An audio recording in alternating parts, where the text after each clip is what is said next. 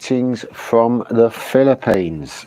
Now, there's no one there, which is not surprising because it's a Monday night and I probably didn't advertise the change very well. But I'm here and there is one more here. One has just popped up. Good evening to whoever you are.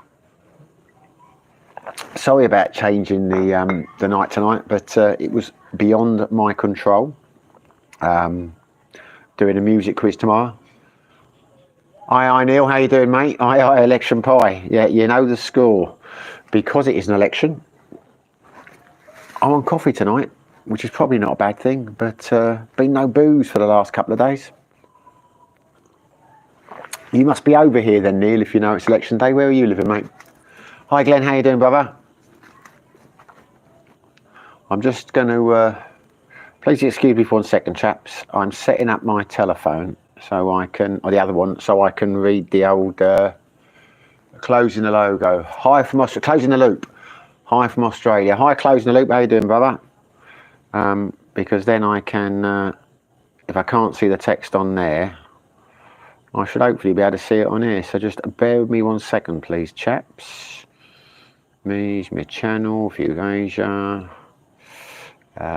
View channel. Dun, dun, dun, dun. Should have done this before, shouldn't I, chaps? Sorry. Live. Right, here we go. This should be it. Right, you have my undivided attention. Wow, we are up on. We're up on 8. Good Lord, we've been double figures before we know it. I can't get this up now. It doesn't matter. I'll do it this way. It's my life. Hi from Manila. Hello, my life from Manila. I don't think you've joined us before, have you, my life? I think you might be. Is it a first time? Oh, I can't get onto this. Doesn't matter.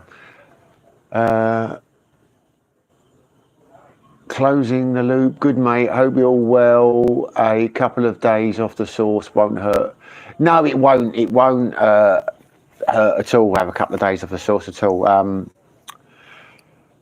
In fact, it's psychological actually, because I usually go 2 or 3 days when I don't have a drink, but because you can't have a drink, the last couple of days I've missed it. And don't get me wrong, I could do. I'm sure I could go to local sari and ask them to give us something, but yeah, it won't do any harm at all. Dick English, hi from Dick Engler, hi from Sweden. Sorry, I've got the wrong glasses on. Hey, Hermadou, Adibra. It's my life. It's Frankie. Well, Frankie.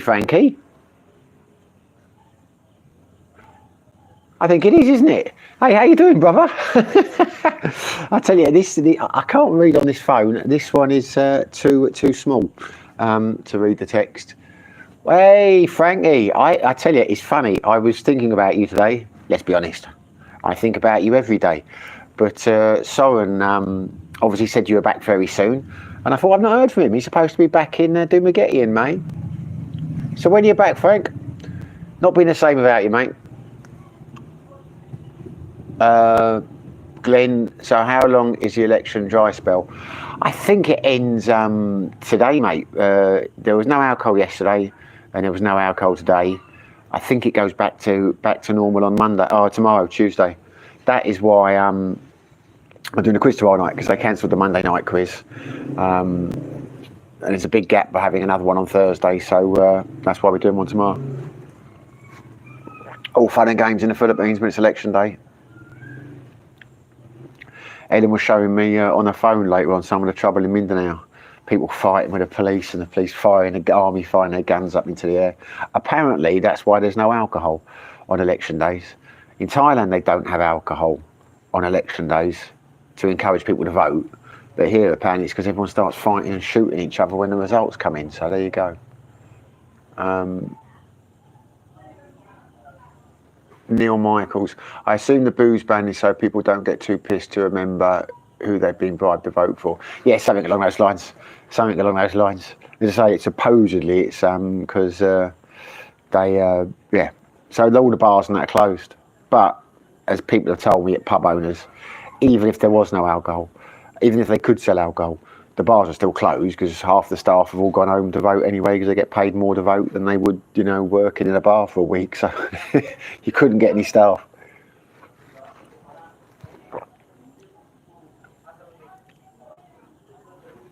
Closing the loop. Watched a few of your videos the last couple of weeks. I have a YouTube channel as well, but I'm completely different content. I'm a farm vlogger. I'll be back in the Philippines in July.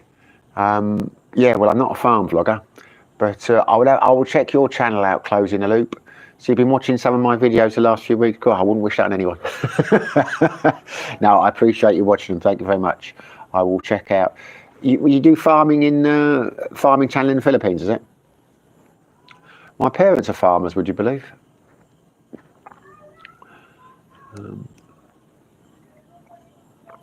Oh, Frankie, you're such a tease. You appeared, you said hi, I asked you a difficult question, you've gone.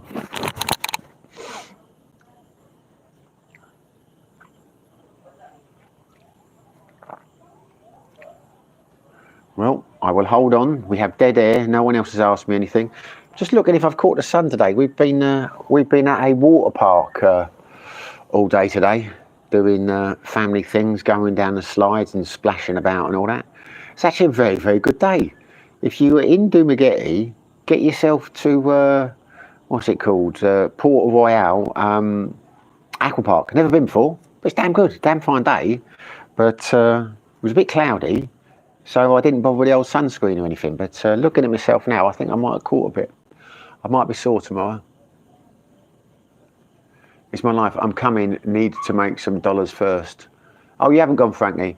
Okay, because well, I might have got the wrong end of the stick. I thought you, well, the way Soren said it, I knew you got a job in Manila because you messaged me. He said to me on a stream a couple of weeks ago that you were starting work in end of May, but you were coming down to Dumaguete for a month first. So I thought maybe you were here already.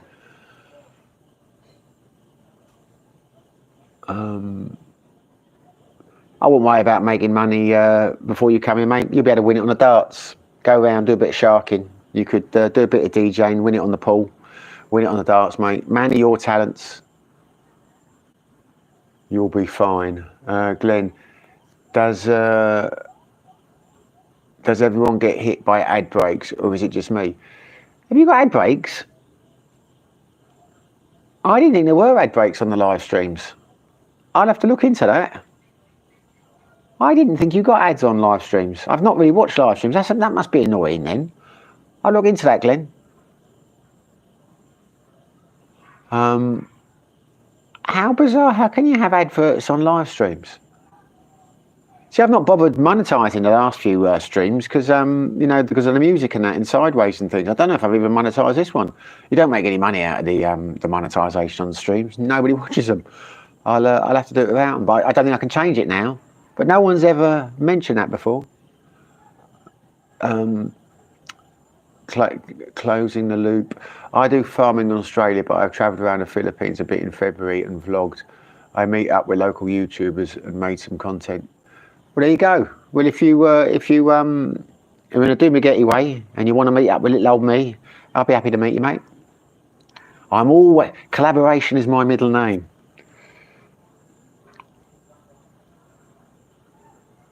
Glenn, thanks. Yeah, I does say I don't know why it's doing that. Tim, yeah, ad breaks are on everyone's live streams. Oh, right, there you go. See, no one has ever mentioned it before, so I didn't know it was a thing. But they can't be on if you're not monetised, surely. Maybe that's what it is, Glenn. Maybe it's because I definitely didn't monetise them the last couple of weeks because you know, because of the music and the quizzes and things. I didn't want to get copyright strikes, so maybe that's just why there weren't any. And maybe I've accidentally done it this time, which is I've done this quite quickly setting this up, so maybe I've, you know, pressed the wrong thing. I'm by myself. Ellen is in bed. Kayla's playing with her phone on the couch, so I'm on my own some tonight, which is good because I wouldn't have been able to do this a few weeks ago. I'd never been able to set the phone up and do all that, so I'm obviously learning.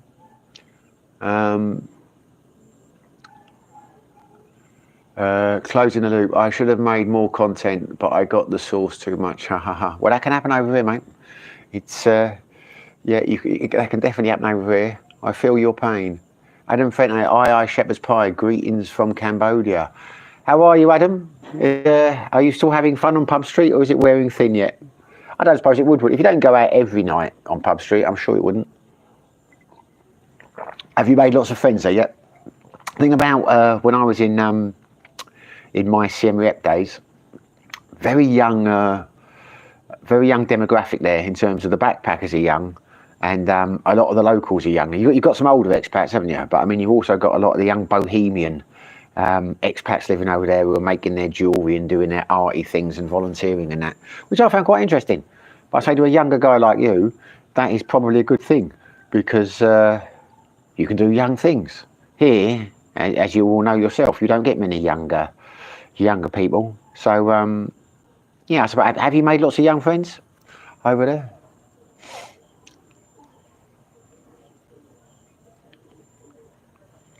Tim Murray, unless you pay YouTube to go ad free. Oh, I suppose that's with platinum. Not what they call it. Is it called platinum? YouTube makes money from the ad breaks. Yeah, I get it makes money from the ad breaks, but I just assumed that they made the money, afterwards. Because obviously I do the live stream, then it processes, and then it goes, up, afterwards. I just thought they added the revenue on them. Stu Level, YouTube makes the money.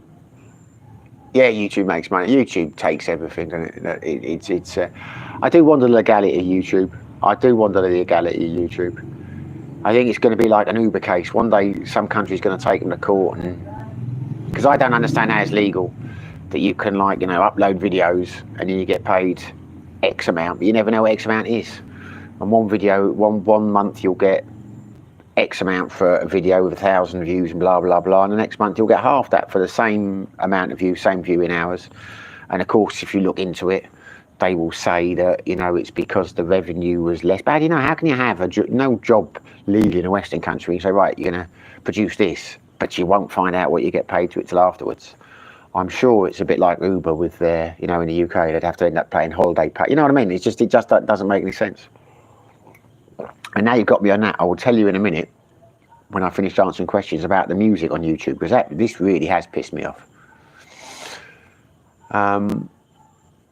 Tim Murray, the viewer can pay to go ad-free, so YouTube makes even more money.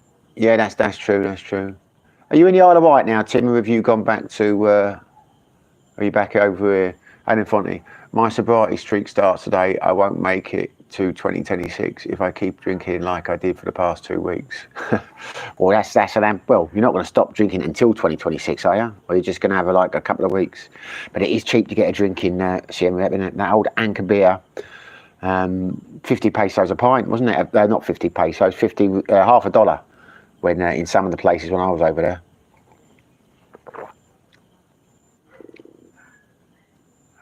Premium, that's it. Platinum, what the hell am I talking about? Thanks, Glenn. Neil Michaels, I have premium, but even on non-premium, when I watch live streams, there were no ads, because that would mean you can't be watching live. Yeah, that's what I thought. It's strange. I didn't think there were ads. Well, obviously they are, because Glenn's not making it up, but I am surprised by that.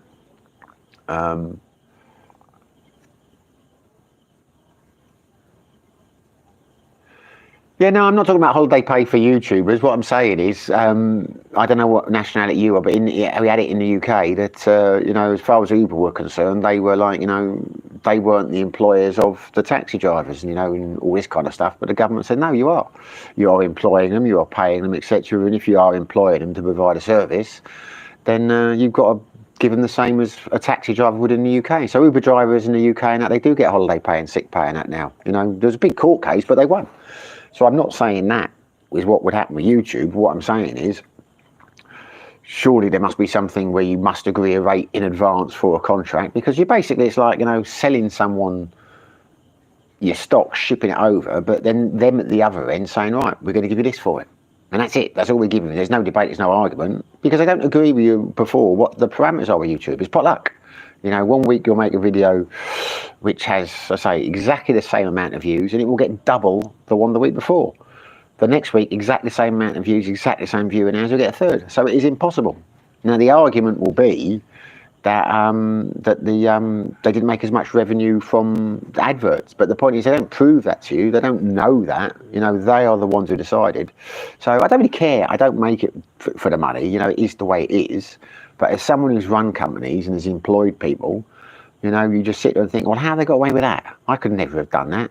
Said to my staff, right, I want you to produce this project on this report, and if it's one that I like, right, I didn't like this one too much, I'm going to pay you half for it. You know what I mean? It's like, it doesn't work that way, does it?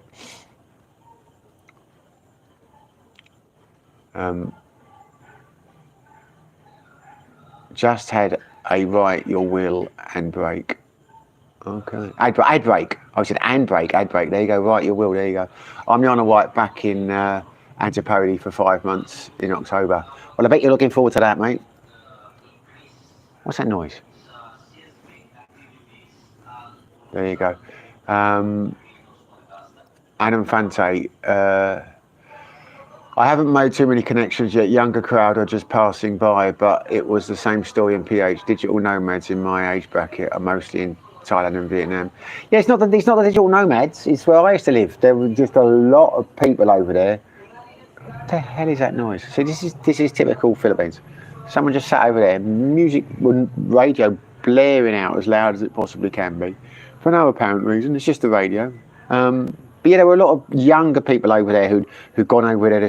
A lot of people used to go to Vietnam or Cambodia because it's a poor country, and they'd like open restaurants with the idea of teaching people to be chefs and things like that, doing nice things, putting stuff back. So there were quite a lot of young people I knew over there who were young entrepreneurs who had made money and had restaurants and things, but they were going there to do something good. And there were quite a lot of people like that. A few bars, can't remember what one of them was called, and all expats there, but most of them were like in their 20s, late 20s, early 30s, and they were all like entrepreneurs who were going there to do good, you know what I mean? Nice people. You don't get many of them over like here.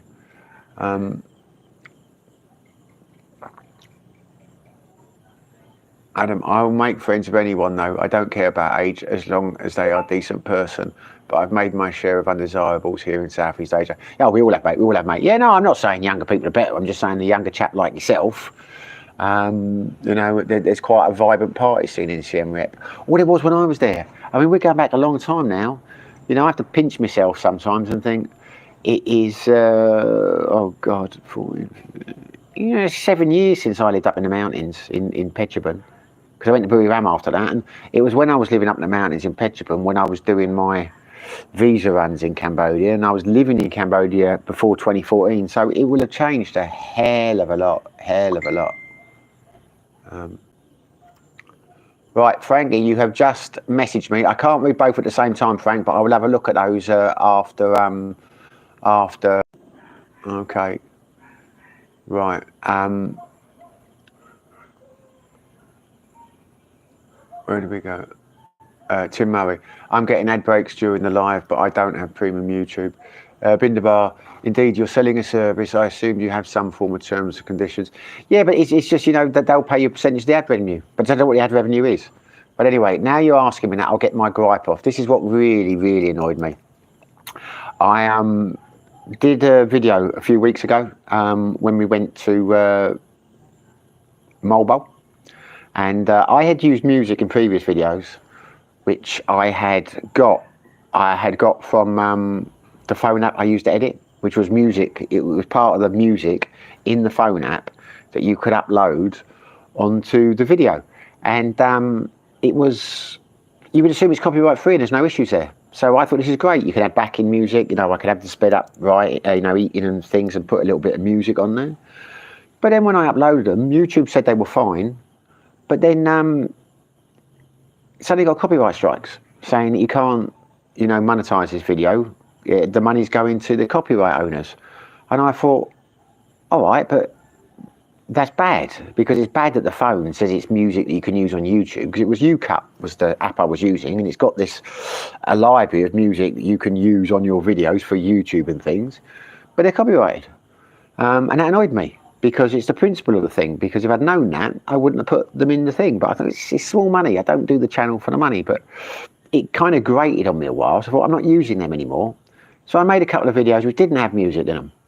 But then when I did the last one, when we went to Mobile, I was looking on YouTube and I had a couple of channels which had copyright-free music, which was copyright, they had the disclaimers and all this kind of stuff, so you could use them. So I thought, brilliant, I found some music that'll make the videos better. So I put them up, the video up. It's a 37-minute video, I think. This I only used one song by someone called Snoozy, which was in it for 27 seconds. It went up, and then 5 days after that, it came back copyright strike. Well, not copyright strike, it said all my revenue is going to Snoozy for the video. You lose everything unless you appeal it. So I'm looking at this thinking, how can this be? How can I lose all the revenue for a 37-minute video when it's only in it for less than 30 seconds and it's in the last 5 minutes of the video? And I thought the music was copyright. So I thought, no, I'm going to appeal this. So you put your reasons why you're appealing it. I put in there that I thought it was free use because it was advertised as copyright-free music. I said where I'd got it from. I said it as advertised as that. I'd put it up with the best intentions. It was only in it for 27 seconds. Nobody had watched that video because the music was in there, because they wouldn't have known if they watched it. And I was quite reasonable about the whole thing. And what I thought I could do was take the music out, because YouTube has started adding this thing called auto dubbing. You won't let you take the music out. You can't edit. You can't touch it. So it's there. So there's no way of taking it out. So I put the appeal in. He said you'll get an answer in 30 days. Came back within an hour. Your appeal has been denied. And the appeal goes to the music copyright owner. Nothing to YouTube. Your message goes to them. They say no. It comes back and says no. And they say you can appeal again. But if you appeal again, it goes back to the copyright owner. And then you can get a strike if they say no again. So I left it. Oh, this is insane. This is insane. This is like a con. Because you make your video, you put the music in there, you're told when YouTube does the checks there's no problem. Then when it goes live and they identify the problem, all the money you've made up until that point goes to the copyright owner.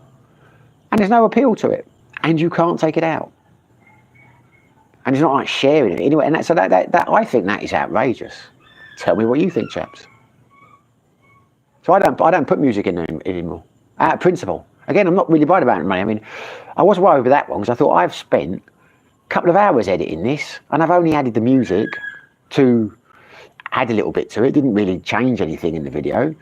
And this guy is advertising his stuff online as being copyright free, and he must be able to make his money, because I'm thinking, why would anyone make this music copyright free? It's a scam. These people will put it up there on these sites and that. People upload it and then they make money out of, you know, probably makes a hell of a lot of money doing that to a few hundred people on their videos. Neil McDonald's,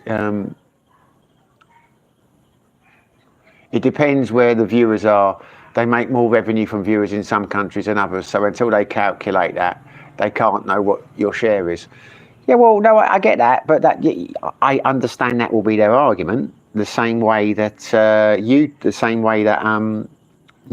Uber's argument in the UK was that, you know, it's not reasonable to expect to pay holiday and pay and things.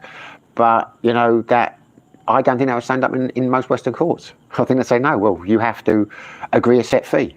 And anything you make on top of that, then, you know, you can split the profits or whatever. But I know that's what their argument will be. They will say they didn't know which country was going to advertise. They didn't know was this, etc., etc. But I say, I don't know if that's necessarily a reasonable argument. Imagine if I said to you, come and work for me, and you can work in my bar or whatever, and I will pay you in terms of what the customers order and how much, you know. So if they come and have like the cheapest meals on the menu, then I will pay you X amount at the end of the month. But I can't possibly pay you a set fee because I don't know how many customers we have and I don't know how we're going to order. It's like it's commission based. I mean, if they said, like, you know, anyway, you get what I'm saying. Anders Strentfield, West Ham, go on you mighty Irons. Good result the other night, wasn't it? Man U 2-0. Right, no. Glenn, aren't you the young crowd in Dubai? I am, kind of. There are younger people than me here. There are a few younger people than me here now, which I find upsetting. Not many. I'd say the average age here for the expats is probably about 60. You've got a lot of people a lot older than that, but there are quite a few. I know several people who are around the 40 mark. I know a couple younger than that, but it's getting younger. The demographic is getting a bit younger over here. But a bit like Adam rather. I don't care about people's age. Age is just a number. I know a lot of very old 25-year-olds and a lot of very young 70-year-olds, if you know what I mean.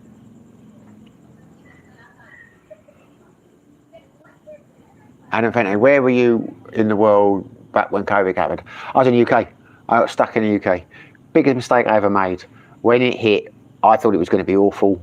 Reading some of the research and things like, what was coming out and that, and I thought Thailand is not going to be able to cope with this. I'm going to go back to the UK. And I went back to the UK, and then the borders closed, and I got stuck in England until the borders opened again. So it was a big mistake, because Thailand coped with it a hell of a lot better than the UK did in terms of the transmission dates and that. They really did. Thailand dealt with it incredibly well. I suppose it depends where you live, because down in the cities and things, I think it was quite tough in terms of, they couldn't, places were shut and you couldn't go out and you couldn't do this, and you couldn't buy alcohol and all sorts of things. But that didn't really apply in the provinces, because I know a few people who are over there and didn't really affect.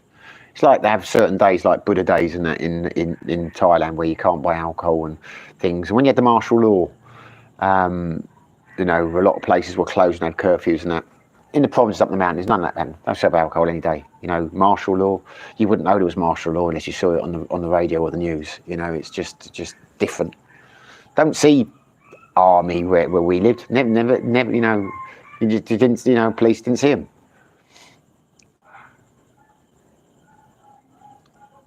And that's unfortunate. Best stick with the music that comes within YouTube Studios library.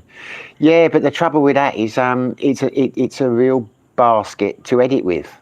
I'm just not going to put music in there. It's just, so it's one of those things. It's not really, I make nothing on this channel. Let's be honest. It's not a money making scheme. It's a little bit of pocket money. It's just a principle. Because to be honest with you, when they did that on that appeal, I thought, I'm knocking the channel on the head, and that was it for about 6 hours. I'm not doing it again. I'm not being taken advantage of by YouTube. You know what I mean? It's wrong. How can you have that kind of situation where they could just screw you? You don't have a right for appeal, and they can just take anything from you at any stage, or just pay you whatever they decide to pay you. It's out of a matter of principle. But then, of course, a few hours later, I thought, no, I enjoy it. I'm going to miss talking to the people on the channel and that. It's not, I'm just being childish. But it rubs you up the long way. Don't know how anyone, it must be very stressful if you make a living out of this, if that's your, your bread and butter and it's your income and you rely on it, and they can do things like this to you, like that to you. Close the loop, take the video down and re-edit with new music, or leave without and then upload again. Yeah, I thought about that, but what's the point? If I upload that video again, I don't get many views. You've got about 3,000 views. If I was to upload it and edit it again, take the music out, I'd probably get like 100 views.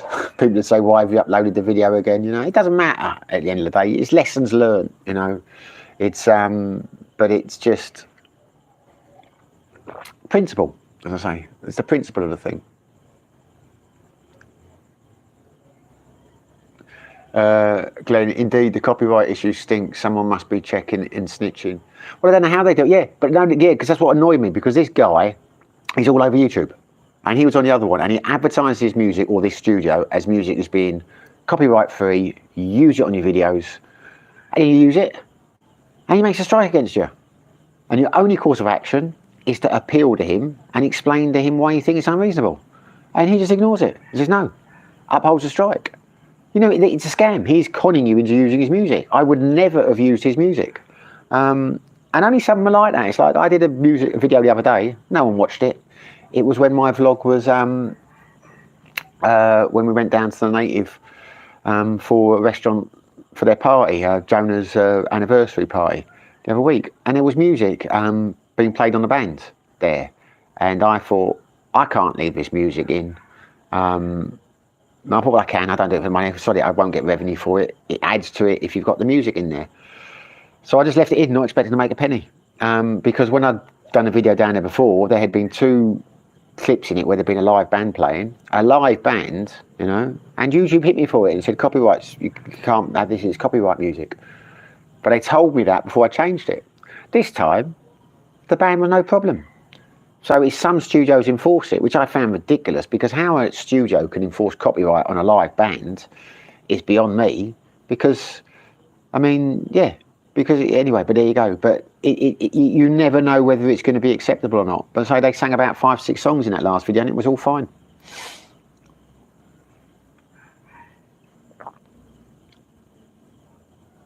Paul Smith, life's a scam, Si. Have a drink, chill out, and remember you're not in Blighty. Yeah, good advice, Paul. Good advice. You're not the designer, are you? I'd like to think you were.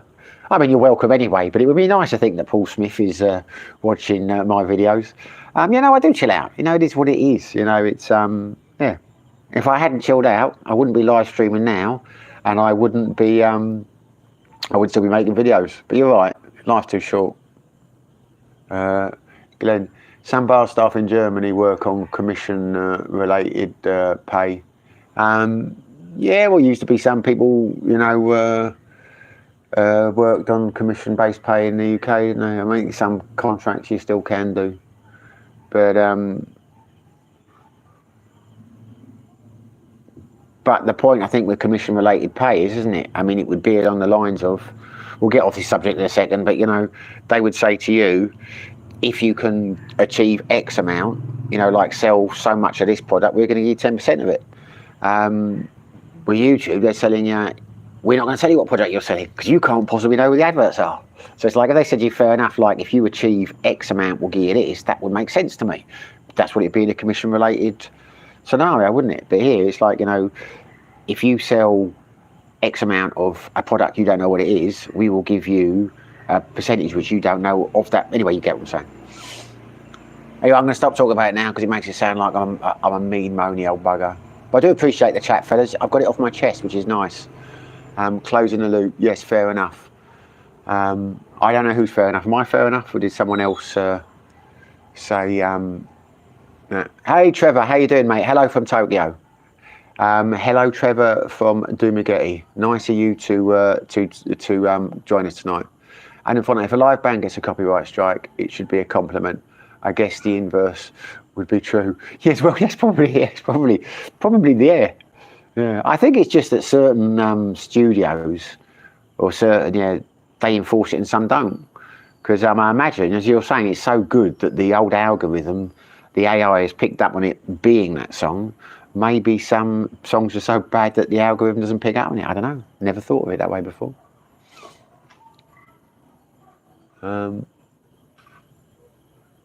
Trevor Harvey. British expats in Asia all face the same challenges. Yeah,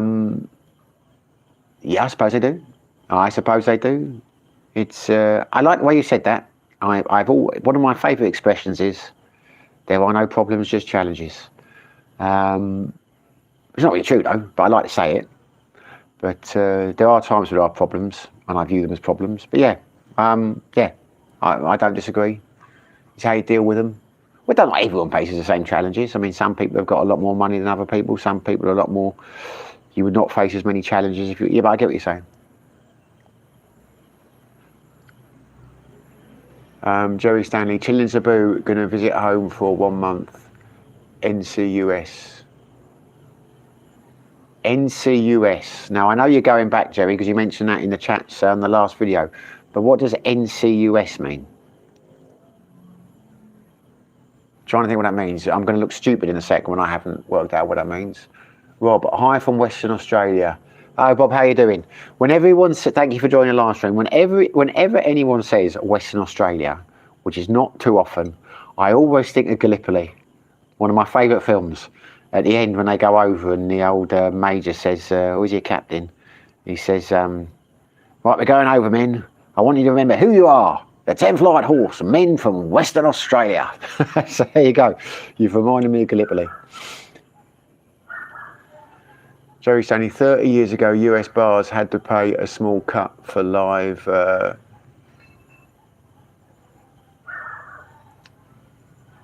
for live cover tunes.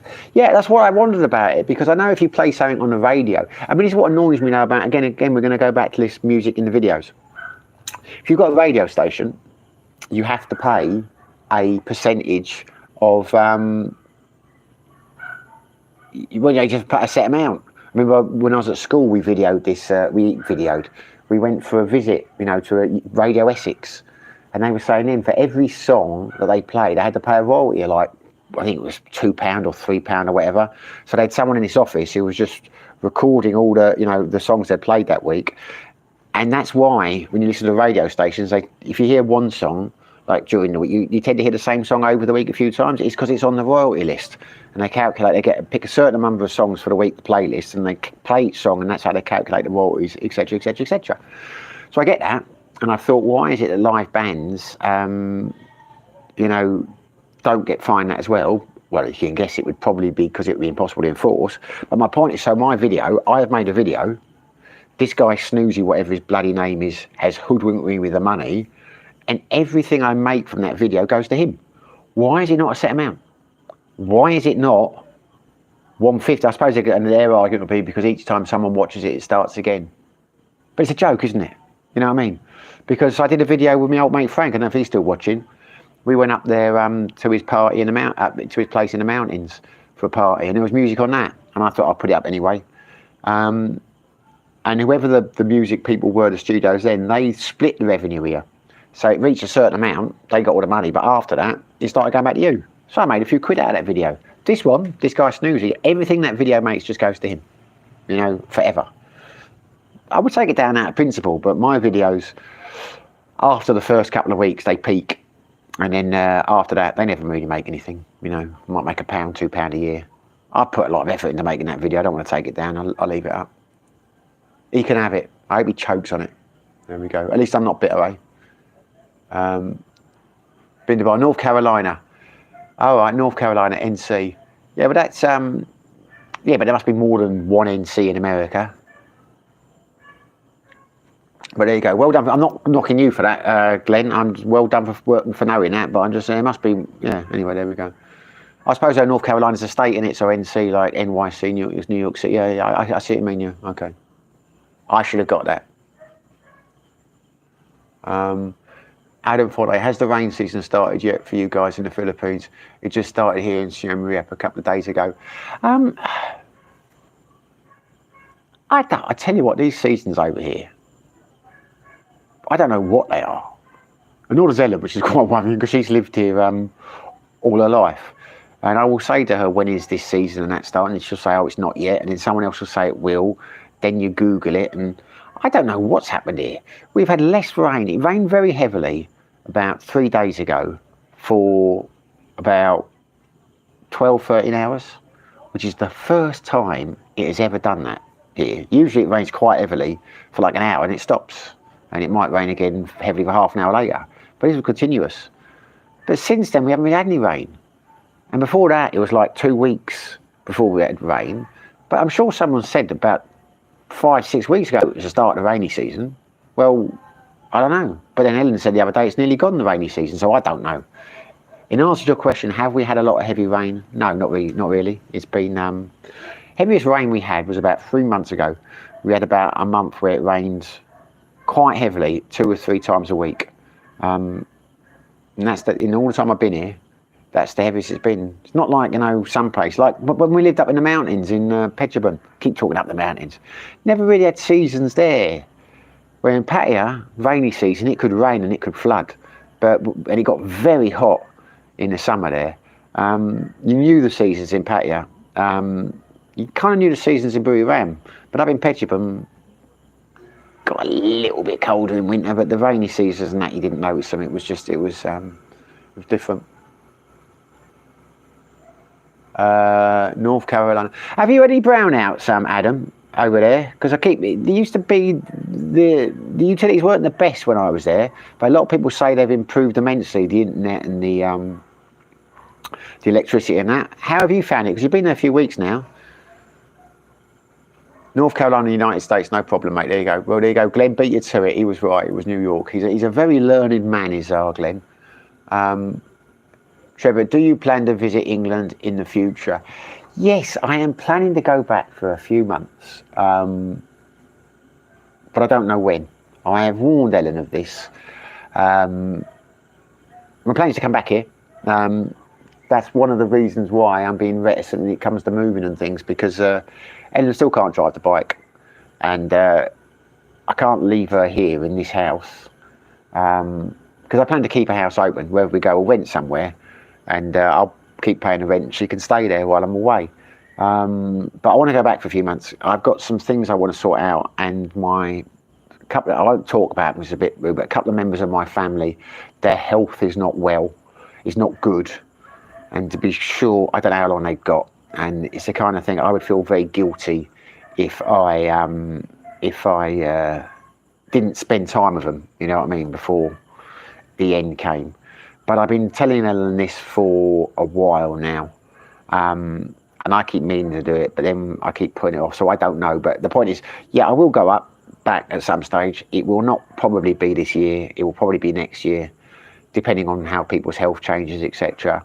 But yeah, when I go back, it'll be a long one. It'll probably be 4 to 6 months, and then I will come back again. Because when I was stuck for the COVID in the UK, I'm very glad that happened in a way. I know I said I shouldn't have done, but it got me the chance to make some friends. I did that care work people might know about in the channel, and I got to see people who I probably wouldn't have seen again, possibly ever, if I hadn't gone back there. And don't get me wrong, I was glad to get back on my travels again when it was over, but I learned the value of that. You know, it's very different to going back for, you know, a couple of weeks and you day here, visit that relative, day there, day that friend. Going back for a few months when you could just go stay somewhere for a few weeks, spend time, you know. So anyway, yes, plan is to go back, and it will be a long stay. And then when I come back again, that will probably be it for a few years. And then again, a long trip. Rob is laughing. I'm not sure if he's laughing with me or he's laughing at me, or either way, I'm glad you're happy, Rob. Paul Smith, got new bin, son. It's Phil Smith, not Paul. Oh, wish I was a pound note behind him. Haha. I do apologise, Phil. My eyesight is not the best with these bins on. Yeah, Paul Smith is incredible. I was doing a quiz the other night. I was looking for the old questions, and I was looking at designers, because I did fashion crimes. I like to do obscure rounds, so it was questions about fashion, because there's a few girl teams that come, and they I try and make it as, you know, universal as possible, and they hadn't done too well on the previous quizzes. I thought, how can I put a ground in there that's something they might know about? I thought, fashion, models and things, you know, where's fashion weeks, what the 4 cities, etc. I thought a lot of the guys won't do that, so I mixed it in. I called it fashion crimes. So because there's been a few murders, like, you know, Versace was shot in Florida, and you had obviously the wife who killed Mauricio Gucci. So I did it along those ways. But when I was looking for the questions, Paul Smith is one of the wealthiest designers in the world, according to this thing I was looking at. It wasn't a question, but I was looking at the most prestigious fashion houses in the world, and Paul Smith came up number 8. And I'm sitting there thinking, I've never thought of Paul Smith as being exclusive. I thought Paul Smith as being like, you know, maybe £120 for a shirt, you know, never like, you know, a couple of thousand for a shirt that you might play for like a Dolce & Gabbana or something. I mean, I just thought he was like a bit of a Red or Dead kind of, you know. But anyway, there you go. The man is incredibly wealthy, and his made to measure stuff is incredibly expensive. Surprised me.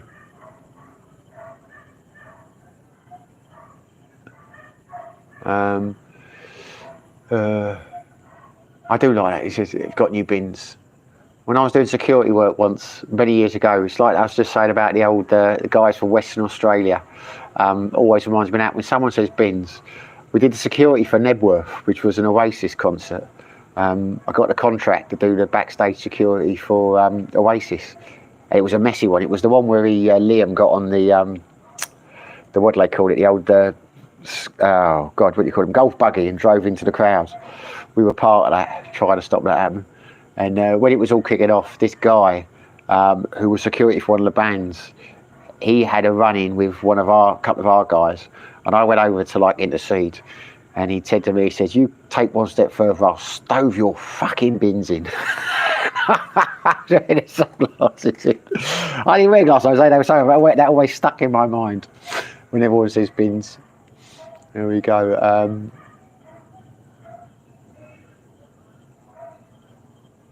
Right, okay. Jerry Stanley Barr, owner is responsible if it's enforced.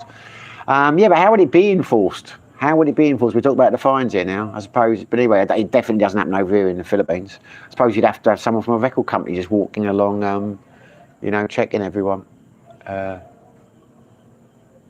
Jerry Stanley, blazing hot season, I think. There we go. It's I'm sorry, Jerry, I've got a bit lost track with that. I've been talking a bit too much tonight. Glenn, 4 weeks here on the northwestern coast, no rain in temps in 20s. Well, that's nice, isn't it? I lose track of what it's like in the UK, you know, in terms of the seasons and things. I keep thinking you're in the middle of winter. But then when I do the streams, people say it's a glorious day. I'm thinking, how can it be a glorious day in winter? But of course it's not. It's May, start of summer. Or end of spring. Trevor Harvey, I thought rainy season in the Philippines is June to November, maybe just Manila. Well, it's spread out. And yeah, I think it probably is, mate. So I'm not too hot on what the rainy season is, and Ellen's not very hot and stuff like that. Glenn, thanks, blushing, LOL. Adam, so far I've been here for 3 weeks. In my time here, there was only one brownout that lasted about 3 hours. Power cut off at 2. And it was back on by 5. The people seem surprised by it, so maybe it's less common. I think it is less common. I've heard it has come on leaps and bounds, mate. Trevor Harvey, be careful of spending too much time there and becoming a UK tax resident. Just think about it. Yeah, I see. This is the thing, chaps. I am a UK tax resident. You know, that's why I've never understood why people get so cut up with this business of, you know, you won't get your pension if you're in the UK, if you're in Thailand. I don't tell people where I am. I have never told the UK government I'm out of the country, and I never tell them I go back in. I still pay tax in the UK. When I get to pension age, you know, I'll get my pension paid into a UK bank account, you know, because that's why, you know, it's you go, people say when you've been out of the country more than 3 months, you won't do this and you won't do that. And, you know, I'm not claiming to be a tax domicile. You know, I'm paying tax in the UK and things. That's why I'm not bothered about the healthcare. You know, I've got a registered address there. I'm registered with a doctor. I'm paying my tax every year in April. You know, it's, you know, as far as I'm concerned, or as far as anyone government-wise is concerned, I'm living in the UK. You know, and I will never change that. Can't see the point. I know a lot of people when I was working my business in Holland who were like, you know, some of the staff, they had the opportunity of not paying UK tax because they were out of the country for more than 6 months. It's obviously for the EU days. So they said, oh, we don't want to pay tax. Yeah, but I said to them, you do realise this is going to affect your national insurance contribution things. That would affect your pension down the line. Oh, we don't care. No, so no, it won't. Staying in the UK for a period of time will not make any difference to my tax status because I'm still paying tax in the UK.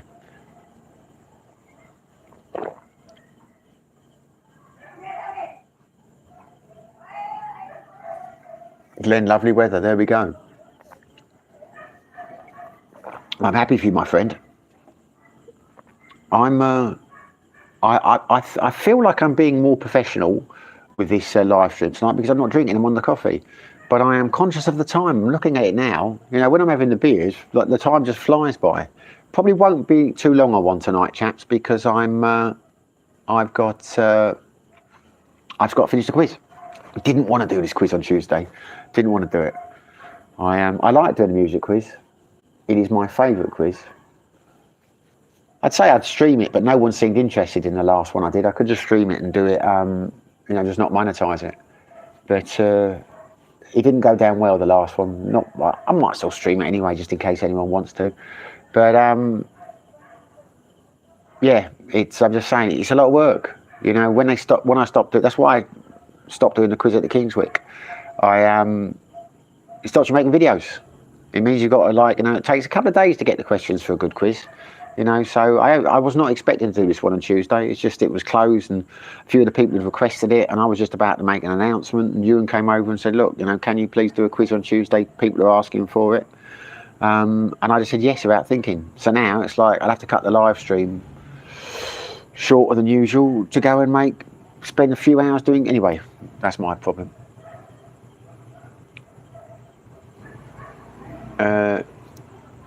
Trevor Harvey, interesting. I don't pay any UK tax. I'm a non-resident. Well, there you go. You see, I do. Yeah, I mean, I could do that. I could do that. I could declare that, and not when I talk to my accountant and things. But it's difficult because I've still got property. I'm a landlord there. But the flip side of that would be that I'm not contributing to my pension. Because I'm paying tax, people say, no, you're going to not get a pension because you've been out. Well, I am, because I pay tax in the UK, so I am contributing to my state pension. I'm still entitled to healthcare and things, you know. No doctor asks you if you've been out of the country more than 3 months when you go in. I take the view, so all these things about going back and that, they're irrelevant to me. And I can't ever see a situation where that will change, you know, because... You know, I don't see the benefits. Yeah, if I move to Thailand, and like Thailand, classic example, if you move there and you declare you're there, yeah, you'll pay less tax in the UK, but your pension will be frozen, and you're not entitled to healthcare and various other things then, unless you come back for 3 months, which is reasonable because you're not contributing to it. So I don't think that would ever happen. I think I would always stay registered in the UK, always pay my taxes, always have an address there. To me, maybe I'm a fool, but that's just the way I do it. Or envisage doing it. Glenn, the music quiz was good. Yeah, but this will be a whole music quiz. You see, this will be 4 rounds of music. But listen, if anyone wants me to do the music quiz tomorrow, stream it, just say so in the comments and I'll do it, because there's no effort for me just to stick a camera up. So I mean, if a few people want me to, I'll do it. But you know, it's you won't get a lot of interaction because I'm busy doing the quiz. Good to have a safety cushion to fall on just in case. Adam Fente, yeah, that's why I look at it. You know, it's like, you know, it's. But as I say, someone in Trevor's situation, it might be different, because I say because I've been out of the UK so long. If I wasn't doing this, I would have a tiny state pension when I got to retirement age. I want to get my full contributions in. I'm not far off doing that now, because each year I pay tax on my property income and that in the UK, so it contributes towards my state pension, etc. It means I'm entitled to healthcare and things. So, you know, never ever occurred to me to, or never thought it was a good idea for me to, you know, tell them that I was living outside the country. I say, as far as I'm aware, I'm under no illegal obligation to tell them so.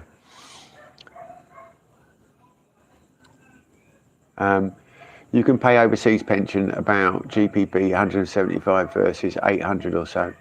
Yeah, no, I get that, but I'm paying it on. Well, I'd have to look into that. But the point is, it's not an issue because I have to pay tax on my income in the UK anyway. So the tax on the property goes towards. Anyway, I'll think about that. But that's interesting if it is that, because if I did stop the property in that in the future, it might be something to look into. Trevor Harvey, I guess it depends where you are. Healthcare in Japan is better than the UK. Yeah, but is it free, or do you have to pay into? How does that work? Is it like an insurance scheme or something? Yeah, it depends where you are, but it's not just a question of being free. It's not just the value. I mean, if I had, and hopefully I won't be, you know, I was really sick, I wouldn't want to become a burden on people out here, you know what I mean? It's like, you know, I mean, it's different. I'm in a relationship with Ellen. You've got to look at it. Would Ellen want me to go back and have serious treatment out in the UK and leave her here? You know what I'm saying? It's like, you know, if I was a single guy and I was living in Patty or somewhere like that, it's all very well having the money. But if you get really ill, don't you want to be close to your family and your friends? You know, I've got a very good friend who's very, very ill, sadly. He was in living in Key West, living a hell of a life. Very successful guy. But he's got a very serious condition. I won't go into it because I don't want people, you know, he might not want me talking about him. But he was living the dream. He's back living in England now, just because he doesn't know how long he's got, and he wants to spend it close to his family. You know, a lot of people are saying you're mad, like the healthcare's better in the States and all that. But he's like, no, I want to go. You know what I mean? I don't think if I was really ill, I'd want to be in another country, regardless of the healthcare. But obviously that changes in relationships. I mean, Ellen might be desperate for me to stay here and not get. You know what I'm saying? It's there are more considerations than just the quality of the healthcare. Glenn, music quiz, please. Well, as it's you, Glenn, I will probably do that, mate. You know, I will whack it up. What, you know, yeah, okay. Tomorrow, yeah, do the 7 o'clock live stream. Why not? Just won't monetize it. Newmark was surprising the number of quizzes still going in the UK. I thought the phones would kill them off, but there are a good few quiz masters around. They must get paid a decent bit. It's a fair bit of work. Yeah, well, I don't get paid for it. I couldn't possibly get paid for it. I could, you know, it would be illegal. But I do not pay for my food and drink in some of the establishments over here. Let's just say that. But I know lots of quizzes. I didn't know that. I never did quizzes. Guy Frankie, we were talking about, I was talking to earlier on. When he ran the King's Week, he used to do a music quiz there, and it was good. It was a good night. We used to go down and do that. And when he left, because he went back to Norway, the staff took it over, and great girls, but the quiz was bloody awful. And after a couple of weeks, it was dying a death. And I didn't want to die a death because it was a good night. So I said to them, look, I'll do it. I'll take it over. Because they were complaining that no one was coming or they were sad. And so I did. So I ended up doing that. And I'd never done a quiz before. And then because I did that, there was a bar across the road, the Brugard, and they asked me to do their quiz. And then Ewan approached me to do the Thursday quiz at Sideways. And it just took off. And before you know it, I was getting offers from lots of bars to do quizzes. And it just got too much. Because at one stage I was doing 3 quizzes a week. And since I've gone down to 1, I've been a lot happier, which is why I'm lamenting the fact that I've got dragged into this one tomorrow. Because if it does do well, I know they're going to ask me to do it permanently. And you think you can say no, but if you say no, it's not doing the bar any favours. Because if it's a busy night for them, you know what I mean, they're making money. It's like, you know, you kind of do it to help the bar. You know what I'm saying? So it's something I fell into and I quite enjoy, but it can take over your life. Unless you do, I mean, some people I know do quizzes, they just, you know, go to like websites and download the questions. I can't do that. I don't like that. I like to think about who's in the audience, who's going to get this question, who's going to like that question. You know what I mean, try and make it interesting. But there you go. Trevor Harvey, my money is all in stock, not pension, which I control. I don't pay capital gains tax when I sell. Well, there you go. I don't pay capital gains tax either because mine are all in ISAs. I'm in some passive funds.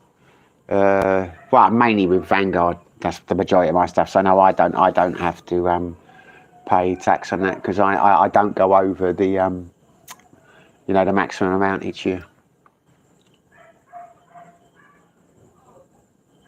Don't even have to declare it on my tax returns. The plastered finger. The irony is that you'd probably be looked after by a pony nurse. I think you mean a penile or a pony. Yeah, but that would be the trouble, wouldn't it? I mean, I tell you, I don't know. They get a lot of carers over here, but I've seen a few like YouTube channels with carers are looking after guys who've been out on their ends, and the women looked compassionate, like they cared, but they didn't look like they had a bloody clue what they were doing.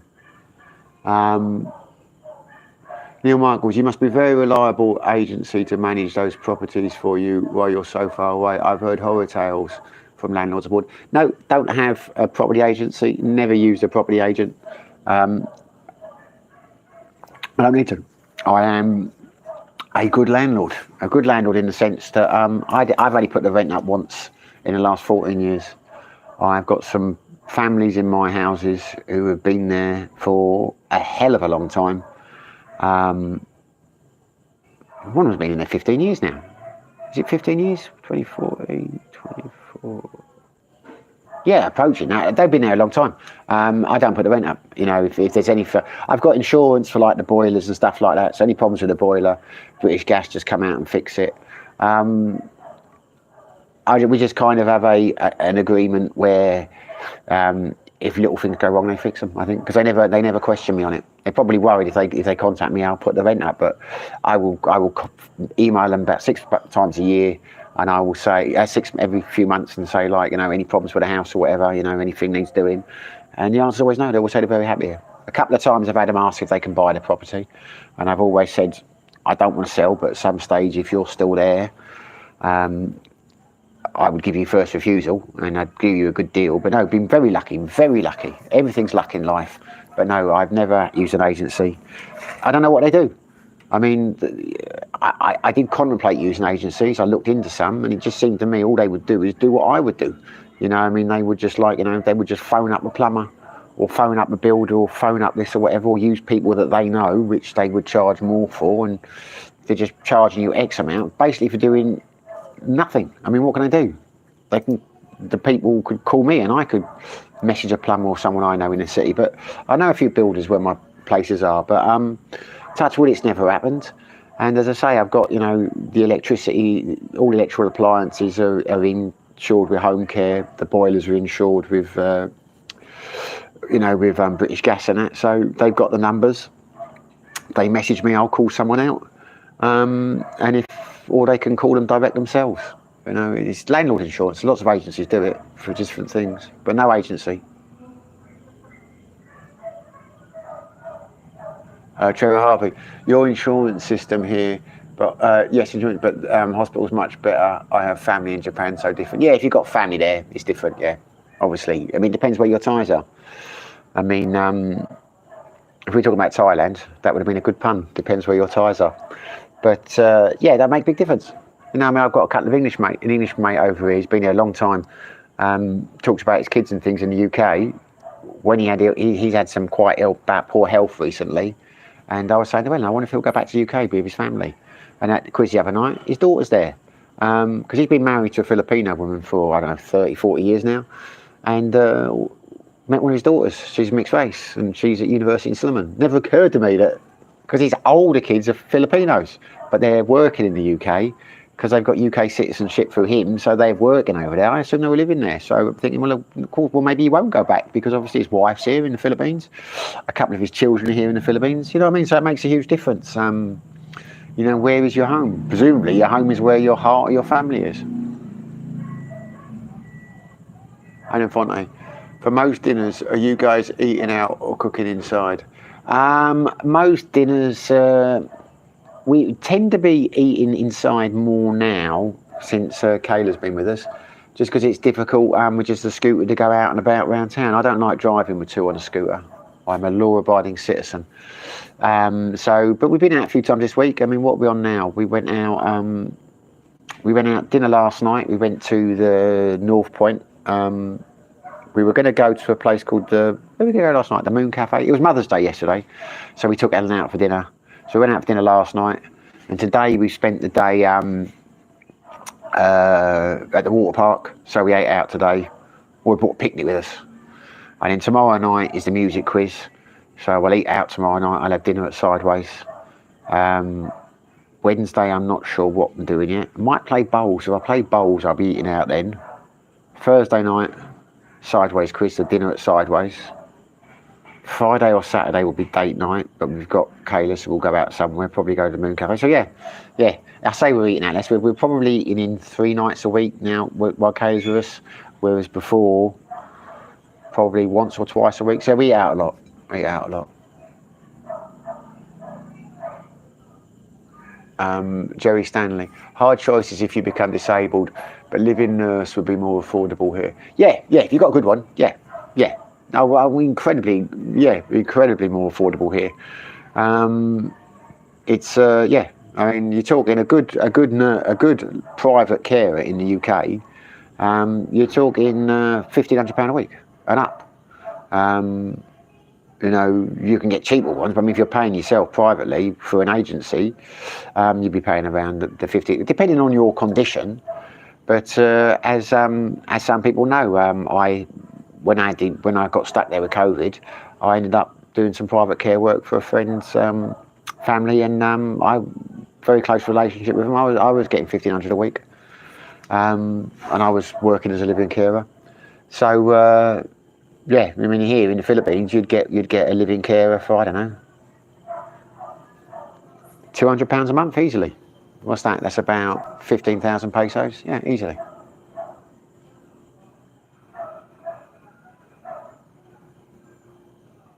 Trevor Harvey, I've been out of England too long for ISA. I would be too scared to manage property in UK. Yeah, well, it's one of those things, isn't it?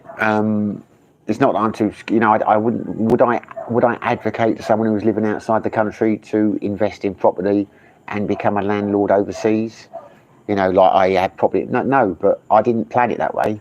It was just the way it was. I decided I had enough of England and I wanted to live overseas, and I already had the properties which had people in them, and I thought, right, I can, if I sell the business, because I don't want to, I did keep a couple of businesses, but I won't talk about those on the channel, things going on, but I thought, no, if I sell the main business, that gives me some seed cash to invest and do things with, got the passive income from the property, there's no reason why I can't move overseas. But it was never my intention when I went into property and having tenants to ever do it with a view of moving overseas. So I wouldn't, it's worked out very well for me, but like other people have said, it can be wrought with hazards and difficulties. So I wouldn't recommend someone, who was living in a foreign country buying land in another country. And I mean, you can do it if you want to, but it's just the way it worked out. And with the ISAs, yeah, it's just the way it is. I mean, I'm not earning great money anymore. I'm not earning what I used to. So I mean, I couldn't put in more than the annual, amounts into the ISAs. I mean, I don't have 20 grand each year coming in spare to put more than the ISA, so I don't have to worry about things and that, so it just fits nicely. But I say, I didn't realise there was a period of time you're out of the country when you can't use ISA, of course, because you have declared yourself as being out, so ISAs aren't an option to you. I get you. Although they are talking about changing the law where you have to pay tax over £100,000 in ISA investments. It's only free up to that. They've not changed that yet, though. I don't know if they've changed it, but so I mean, ISAs at the moment, they're the way forward for me. Any money that I've got that I don't spend each year goes into my ISAs or goes into my pension, private pension, not state pension, or pensions plural. Colin Farrell just retracted his message. You're a man of mystery, Colin. Oh, Colm. I will never know if that's if it was a nice one or a bad one. Trevor Harvey, make 15%. Why have stress of tenants? You are just lucky. I also make 15%. What do you mean? Why have stress of tenants? You're like. I also think UK government will come after landlords from now on. 15% on stock. Okay. I don't think they'll come after landlords. Anyway, they well, I'm not going to go I'm not going to go into why I don't think they'll come after me. But they might come after people who are doing it certain ways. Anyway, I'm going to keep my mouth shut about that. On the grounds I may incriminate myself. Trevor Harvey, I agree. Philippines best for nursing care professional, personal carer. Yeah, well, I don't know. I don't necessarily agree it's the best. I'm saying it would be very cheap. I mean, your average person on a pension could afford a, UK pension could afford to come out here and have a carer. I wouldn't say they're necessarily great carers though. Anyway, I'm not going to go any further than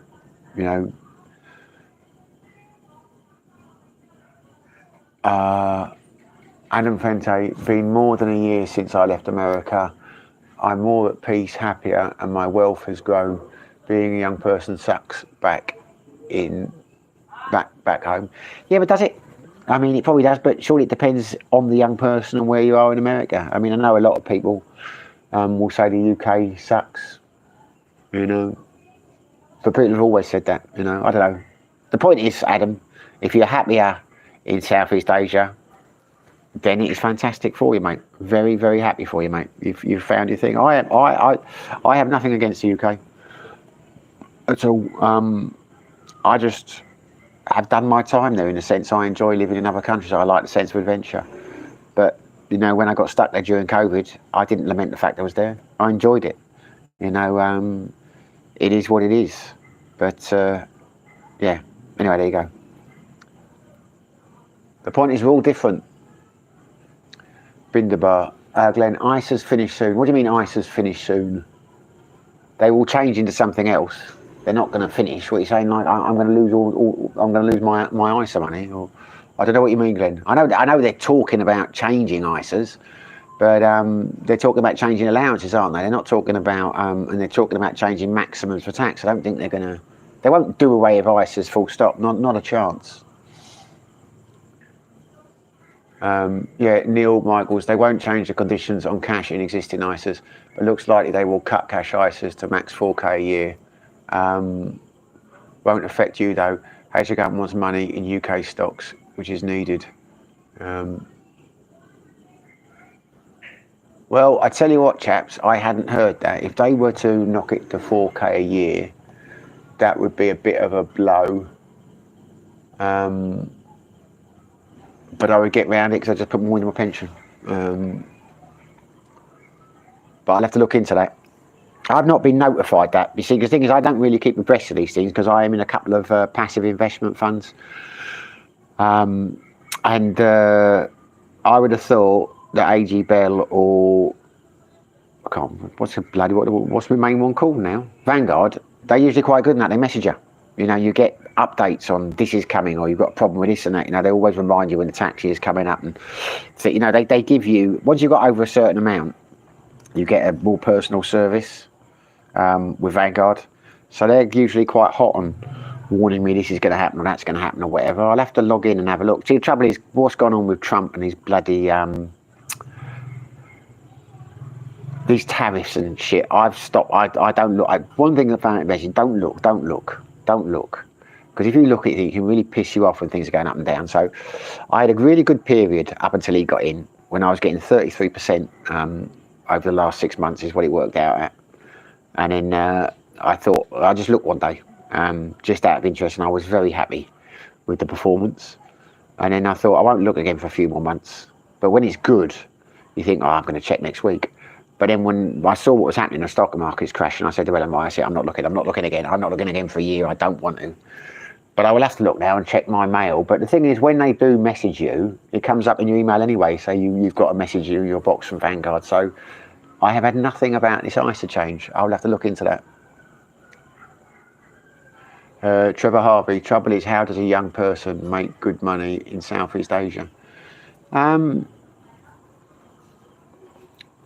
Well, how does a good person make money anywhere? I mean, I know some people over here who are doing decent money. A lot of them work virtually. There's a guy here, an English guy, well, not an English guy, a British guy. He's an accountant. He's got an online accountancy. He's got customers in the UK and that. He does the tax returns and that for them remotely. He's got a few people, they do like, you know, small income tax returns for like, you know, normal people. I think it's 150 quid a pop and that, you know, he just runs it all from the UK. He's an accountant. Runs it all from the Philippines. There are a few people who've got businesses out here.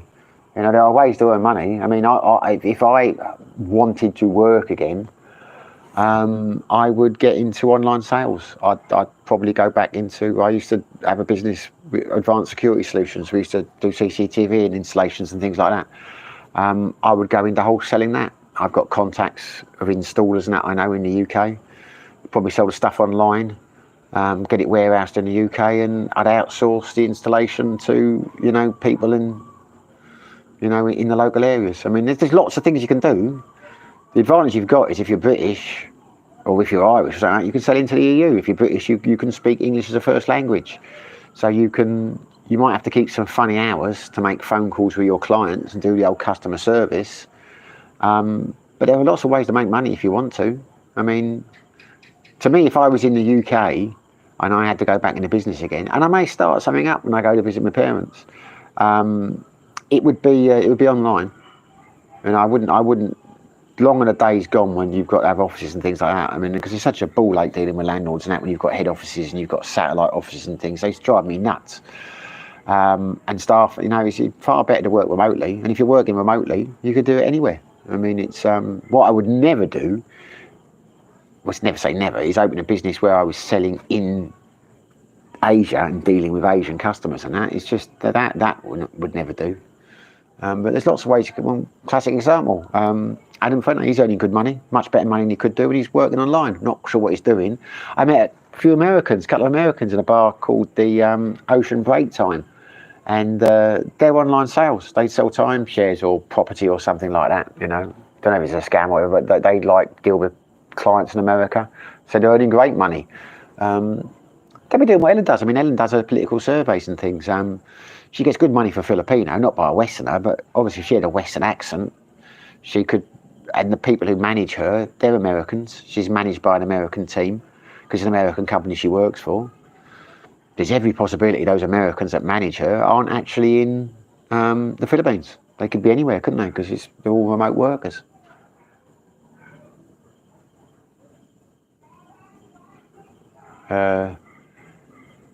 Glenn, haha, plead the fifth, lol. Yeah.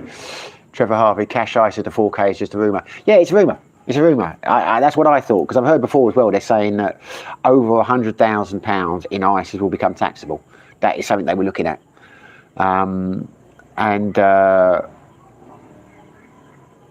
Yeah, but they haven't done it.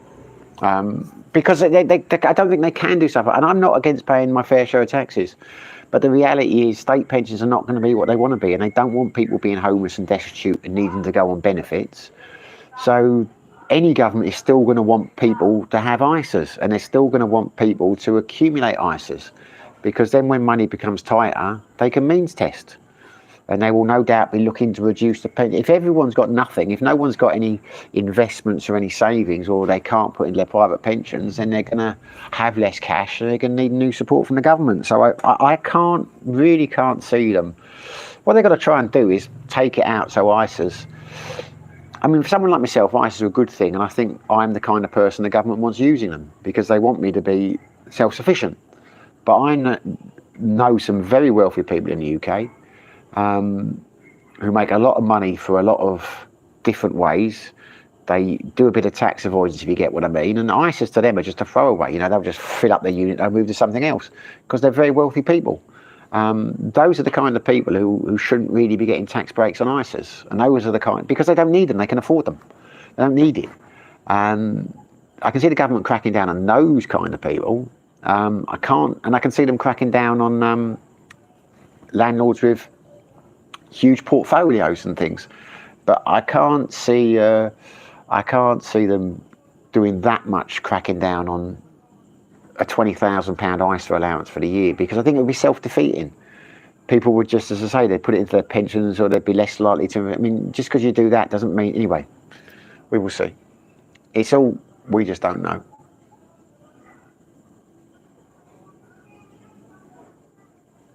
Neil Michaels. I'm sorry, Neil. I don't know why, but I thought you were Australian for some reason. You're obviously British. You know what you're talking about in terms of, you know, our systems and that. 4K a year, the 20K for stocks would still stay. It's not been announced yet. Okay, well, I don't use the cash out. I don't use the cash ISAs. I use the. I've got stocks and shares. I'm in a life strategy. It's all stocks and shares. They call it life strategy ISA. Hey, Jack Star's here. Hi, Mugger. Sorry, late the party with dating and meetings. Ha ha ha. I'm glad you made it, my friend, because I want to know about these dates. I said to Ellen, because I wasn't going to do the live stream today. I said, no, I've got to stick to it, because I was so tired. I literally had to drag myself out of bed to come and do this, because we went to the water park, and I was just exhausted when I got back. But I said, no. I want to find out how Jack Star got on his dates with this nurse.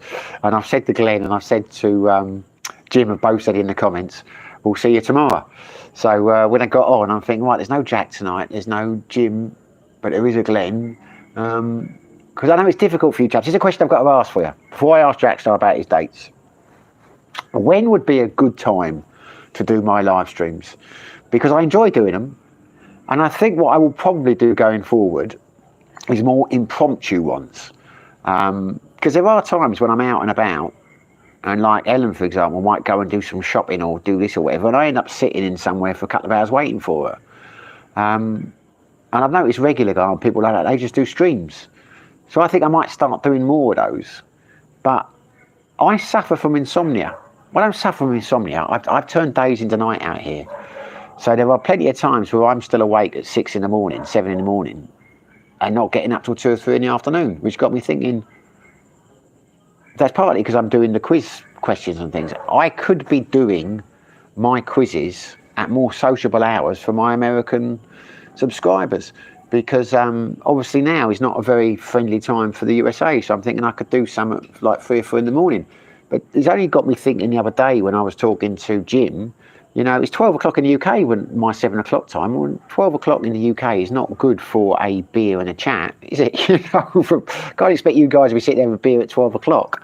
So hit me with some times. When would be good times a day? When would be the optimum time if you're in the UK for me to do a live stream? And if you're any Americans or anyone who watches this, hit me with the times, because I will start. I enjoy the live streams. I will start doing them. You know, at more varied times. Doesn't have to be 7 o'clock for me. Right. Glenn, sounds like you need to check on ISA 225 changes. Are you saying that to me? I will check. I'm not sure if you're saying that to Neil, but I will check that. We can both check it. I made a lot of Filipino friends during my time there. Had online jobs from Western employers, call centre work and whatnot. Smart folks, but they are frogs in the eye boiling water. Okay.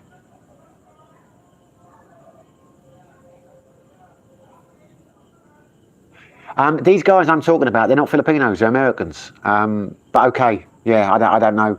I think their jobs are commission based. They deal in property. There's a couple of Americans I know here. There's a guy I know quite well who does the quizzes. I think he's quite affluent. He's always dresses well. He's got a nice car and that. And he's often saying like he was spent the day talking to clients, but I don't know what business he is. So I know my old mate Thingy's does accountancy, but there are a few here who does. Jim Prendergast, maxed out on my ISA, ready for possible change. Oh, there you go, Jim, flashing the cash. I know you're a man of means. I'll have to look into these possible changes. Jack Star, Glenn. Hey, Glenn, how's tricks? Jack Star. Adam Fenton, hey, pal. Jack Star's just, you all introducing each other. Hi, Jack, surviving, thanks. Jack Star, thank you very much, my friend. You didn't need to do that. Very, very, very generous of you. It's just popped up on my screen. Sorry if I'm late to the party there. Thank you, Jack. Leave it at that. It's very nice, yeah. I will have a beer on you tomorrow. Thanks, mate.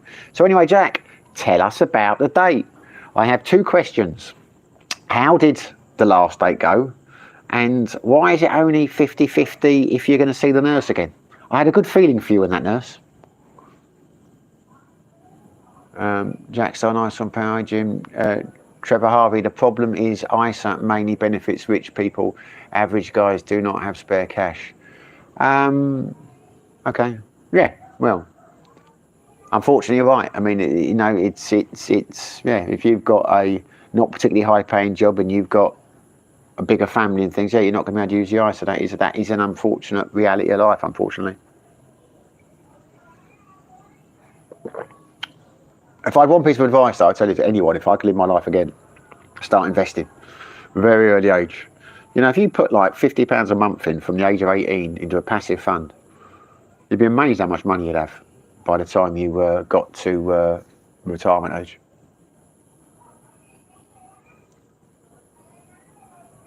The plastered finger. I know a young man from Surrey, 24-year-old, does IT support from Asia, Taiwan at the moment, but via Thailand and Cambodia. Yeah, there's lots of people that that do that. Well, I'm glad Jack Star and Jim have made it to the party.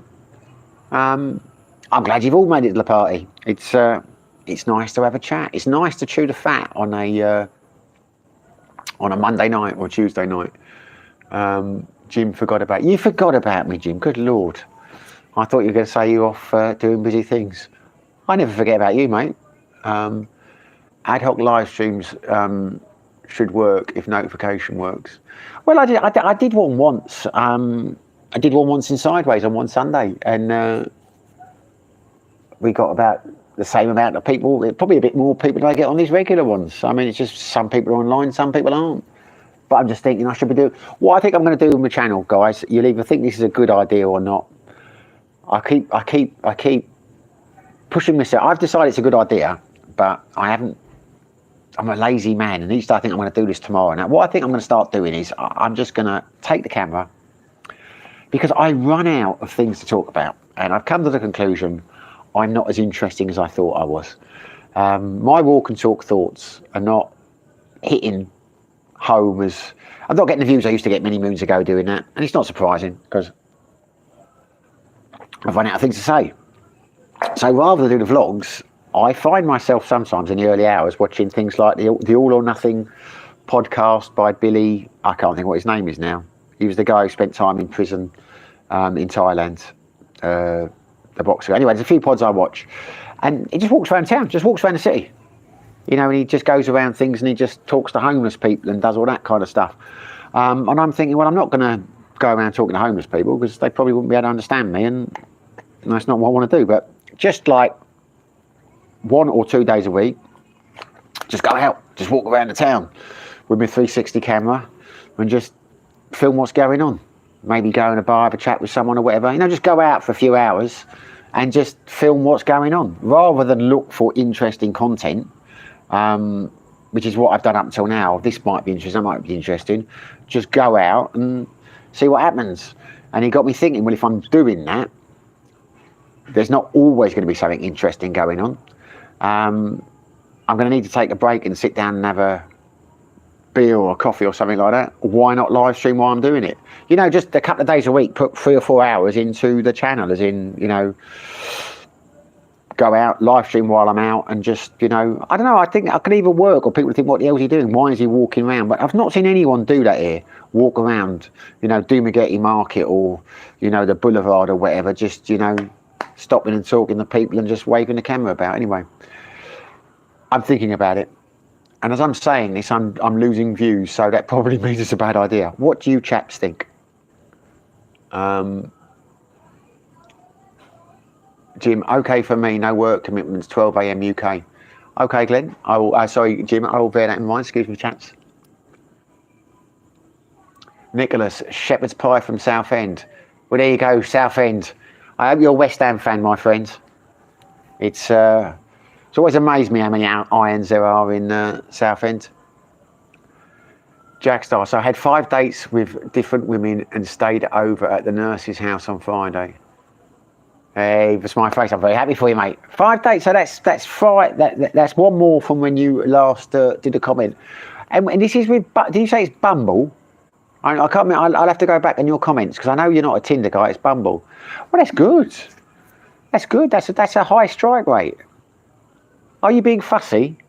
I mean, when I say are you being fussy, I mean, are they the 5 dates that you were offered, or could you be going out more? But you're like kind of filtering out the ones that aren't quite to your liking. Tell me more. I'm very interested, Jackstar. It's nice to know. Jim, Jackstar, hi, pal. Hope you're well. That's Jack to Jim. Lucky man, Jackstar. Jack, nice to hear it. Trevor Harvey, I tell my 18-year-old son to invest, but he has no interest. How can I get him to listen? LOL. Well, that's the trouble. You know what I mean? That is the trouble. You know, I could go back in time and talk to my 16-year-old self. I would listen, even though it was me talking to myself. Trevor, get a good finance person to chat with him. I don't think that'll work, Glenn. He might do, but, you know, I had a lot of people, you know, yeah. If I could do my time again, I'd be a doctor. But I used to hate school. I used to hate studying. I used to writing. I hated going. You know, it's just when you're young. Now I look back and I quite enjoy reading and learning and stuff. I've done lots of online courses as an adult. You know, it's but then.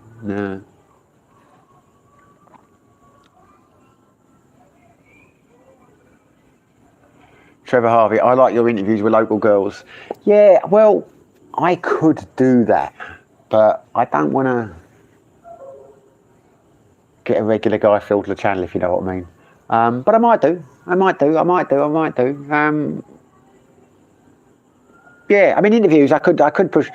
The trouble with interviews is I don't like asking or pressuring people. I'm thinking more just go out and just talk to people. Because I could go out at night. I mean, some of the girls, I did think about just going to some of the nightclubs and just standing outside talking to the people who are queuing to get in, that kind of thing. But, okay, I hear you, Trevor.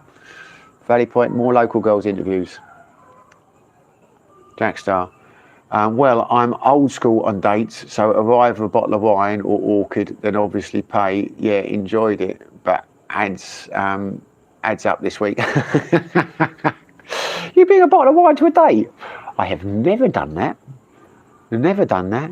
I don't think I've ever bought anything to a date in terms of a gift. I used to be back in my younger days. A bit sad now, but I'd go out on a date and I'd invariably send flowers the next day or something. I look back and I cringe. I don't know, maybe it's a romantic thing to do, maybe it's not, maybe it comes over.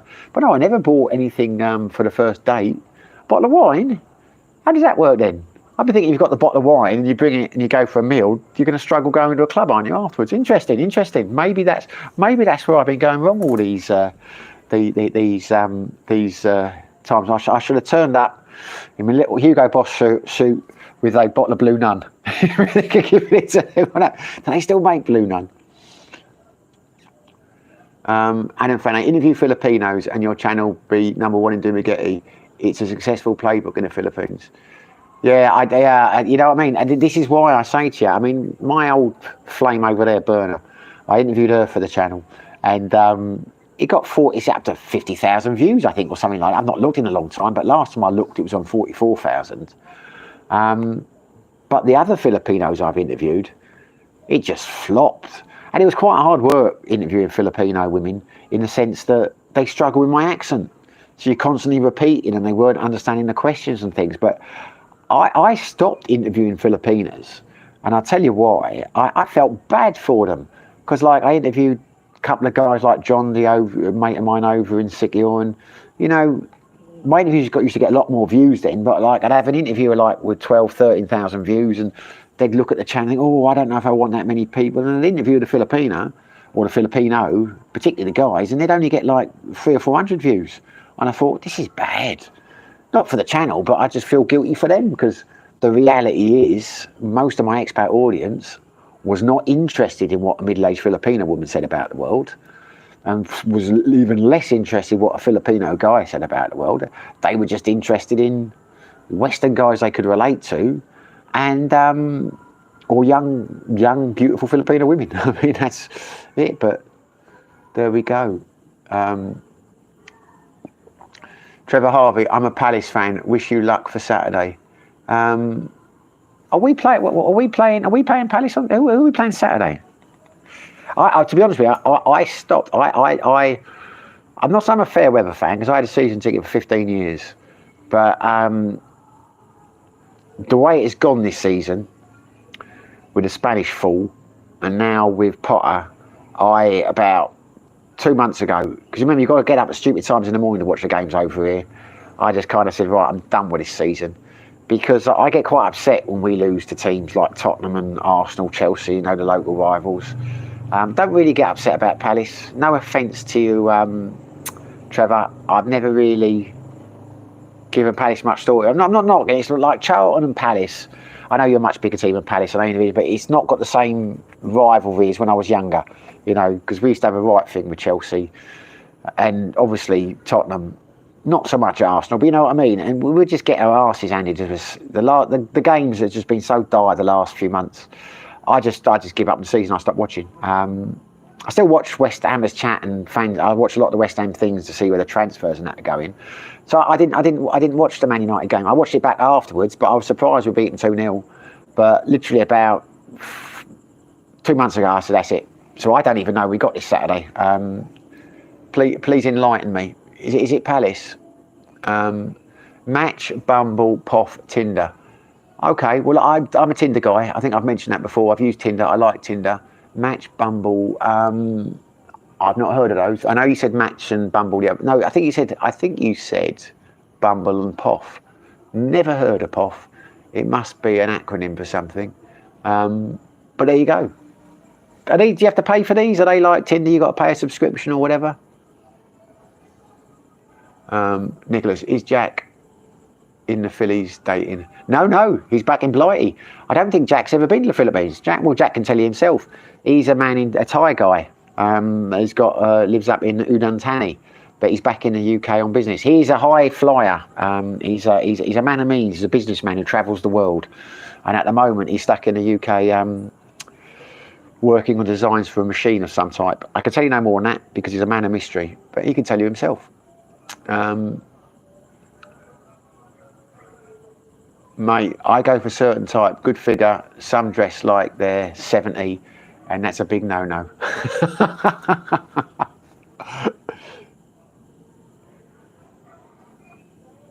Yeah, but how do you know? I mean, that is the trouble with.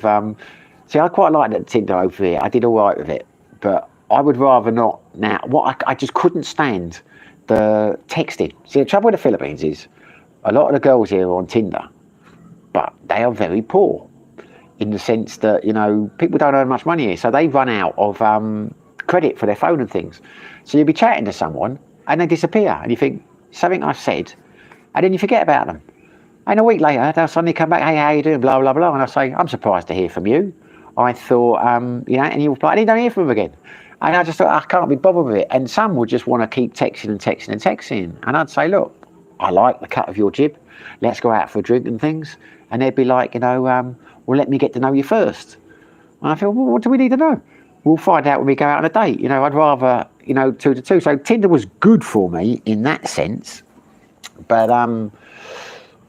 in the Philippines now, I wouldn't go, if I became single again, I would not go on Tinder. I don't think, because it's just so easy to go out here and meet people. You know, Filipinos are incredibly friendly people. You know, even if someone is married, if you walk up to them and say, can I have a chat, you start talking, they'll still talk to you. You know, it's not like the UK where they might go like that, show you a ring or say I'm married or whatever, you know what I mean? You know, so it's very easy just to go out here and just chat to anyone, you know. As for the UK, what I'd usually do is I'd see a bird by herself and I'd walk over, or a couple, not by herself. I'd look for like 2 girls or 3 girls by themselves, and I'd just wander over and say, do you mind if I join you ladies? Can I get you a drink? And 9 times out of 10 they'd say yes, and I'd just sit down and have a chat. I'd meet people that way. And then you can pick which one you like, or you can find out a bit about them before you make a move. Like, so you go, you know what I mean? It would just come up in conversation. Say, oh, well, her boyfriend's in it. You know what I mean? I'd just do it that way. Probably be hard for me to do it this now at my age. I mean, we're going back like 20 years now. Probably I'm an old man like me goes, kind of, they'd like ask security to kick me out. But it's working for you, Jack. I mean, you're obviously a technical guy, but I suppose when we went back to the UK, I would have to. I've got 2 very good friends in the UK who are younger than me by about 10, 12 years. And they're obsessed with Tinder. They do all these dating things, and you know, and they've been doing it for years. And I always just say, why don't you just go out and meet people? But the world has changed, you know. So maybe I'm just a bit of a dinosaur. But it's good to know that there are all these options if I do end up back in the UK. Glenn, the walk and talks are good. Yeah, but the walk and talks. Trouble with the walk and talks is, I'm glad you like them, but I have to think of something to talk about. And I rack my brains and thinking, well, I've already talked about this. I've already talked about that. What's left to talk about? What I like, the idea, is just going out and not having anything to talk about. Talking about what I see, for example. You know, like you see someone, you know, I don't know. There's a few podcasts I watch, not podcasts, where the guys just walk around the city and they bump into people and things. And I think that'd be an easy way to do it. To just walk around. Do me get you uncovered. Because then I can just walk around and I can throw in a few comments, but I don't have to think of a subject matter. Because I'm running out, chaps. You know, some things I would like to talk about. You open a hornet's nest, which is unnecessarily. You can upset people. Well, I think the other day I do one, you know, the Filipino people are the nicest people in the world. Fact or fiction. And explore the realities of it. And you just think, well, if I do that, a lot of people might not be interested, and I risk upsetting people unnecessarily. They might not like the conclusions I come to. You know, if I've got lots of bad things about the Philippines, as Ellen keeps telling me, I don't purposely put bad stuff down. We try and go to Thailand, and immigration say, how do you know each other? And can you prove you're in a long-term relationship? I'd say, well, I will show them my YouTube channel. And he's like, well, what if you've got lots of negative things about the Philippines? They might not like you, not let you, you know what I mean? It's like, you know, so you've got to have these kind of things in the back of your mind. But I have taken on board the fact not one person has said my idea is a good idea. So maybe that's not the way forward.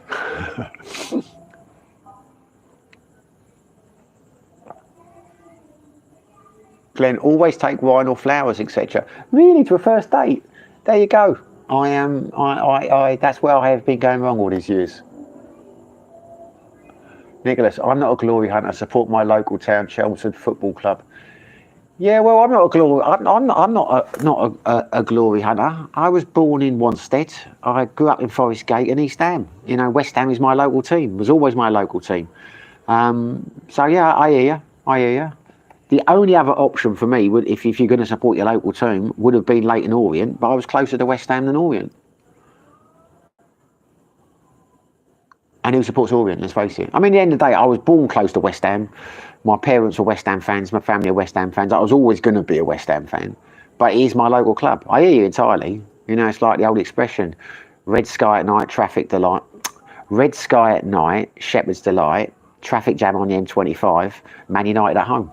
You know, I get so many, like, you know, Londoners or people now in East Ham who support Arsenal and that. You think, what are you talking about? You know, if you come from Islington, fair enough. If you come from West Ham, Bethnal Green. I met a guy there a few weeks ago, an Arsenal fan from Bethnal Green. You think, what the hell is going on in the world?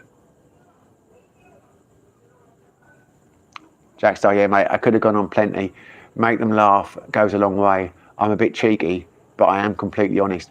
Women love that. There is nothing women like more than a cheeky guy. My ex-wife was Swedish, I probably mentioned it before, and she worked at Next. She was a buyer, and she was horrified because Swedes are very asexual. You know, you go over there. I'd buy it. I'd hold the door open. You know, men in Sweden do not buy women drinks, and like her friends would come out so I can get you a glass of wine or something like that. But a man has never bought me a glass of wine before. You know, and they loved it. They loved that. Anyway, the point is, why I'm telling you this is, when she worked at Next, she talked to her friends and that, and she was horrified about some of the comments that they'd say these guys had made to her on dates. She think that's an offensive thing to say, but the women loved it. So, oh, he's so cheeky. They love it. They love a bit of cheek. Women, in my experience, in my limited experience. Comedians always say, you know, a lot of ugly comedians tell you they've had loads of beautiful women. Best way to get a woman is to make her laugh. Jackstar, but I've had some horror stories of the women. Would you like me to share? I always ask the 2 quirky questions. I could share if you like.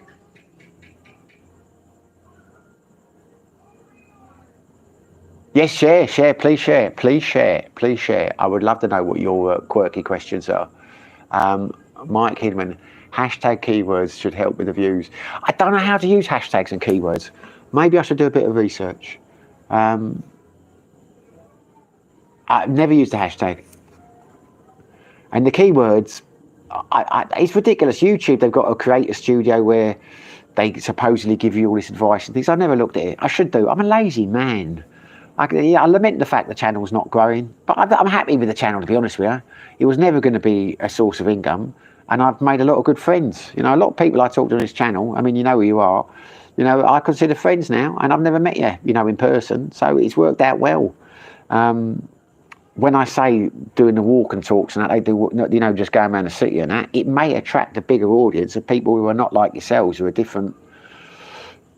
But they might not be the type of audience I want to attract, if you know what I mean. So, yeah, interesting. FA Cup final, Palace v Man City. Man City v West Ham, Saturday, Cup final. Are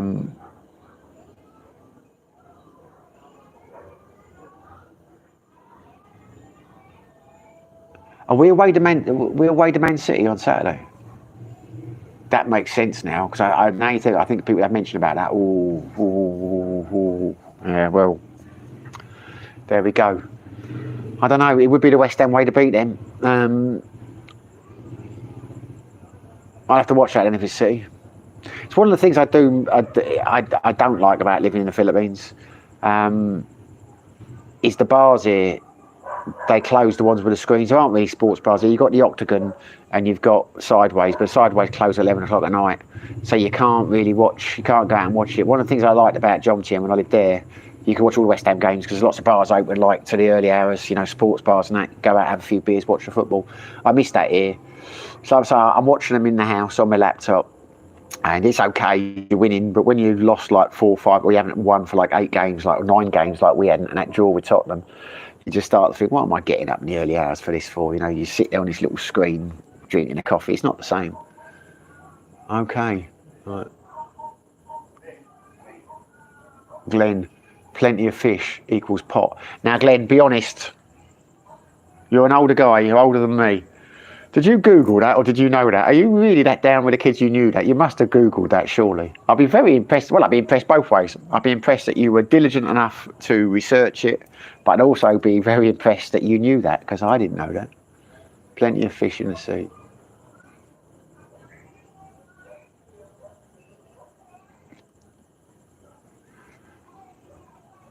Why is it not POF then instead of pot? Plenty of fish. And anyway, there we go.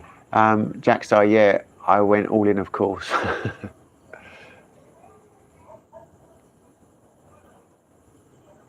Trevor Harvey, not West Ham in the final. No, I know we're not in the final.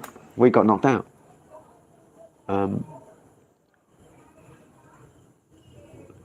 Adam Fenter, you're highlighting a big reason why I hated online dating in the Philippines.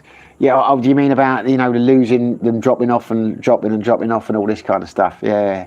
And the thing I don't get about it is a lot of the guys I know here who are online date, they look for women outside the area. So they're like dating someone like, 100 miles away, and they'll buy them a bus ticket and they'll be in the bar waiting for them to turn up, and they'll send them money and the girl doesn't turn up and all this kind of stuff. And I'm like, why are you doing it? When I had Tinder, I set it for like within a 10-mile radius. I wasn't interested in anyone miles away for two reasons.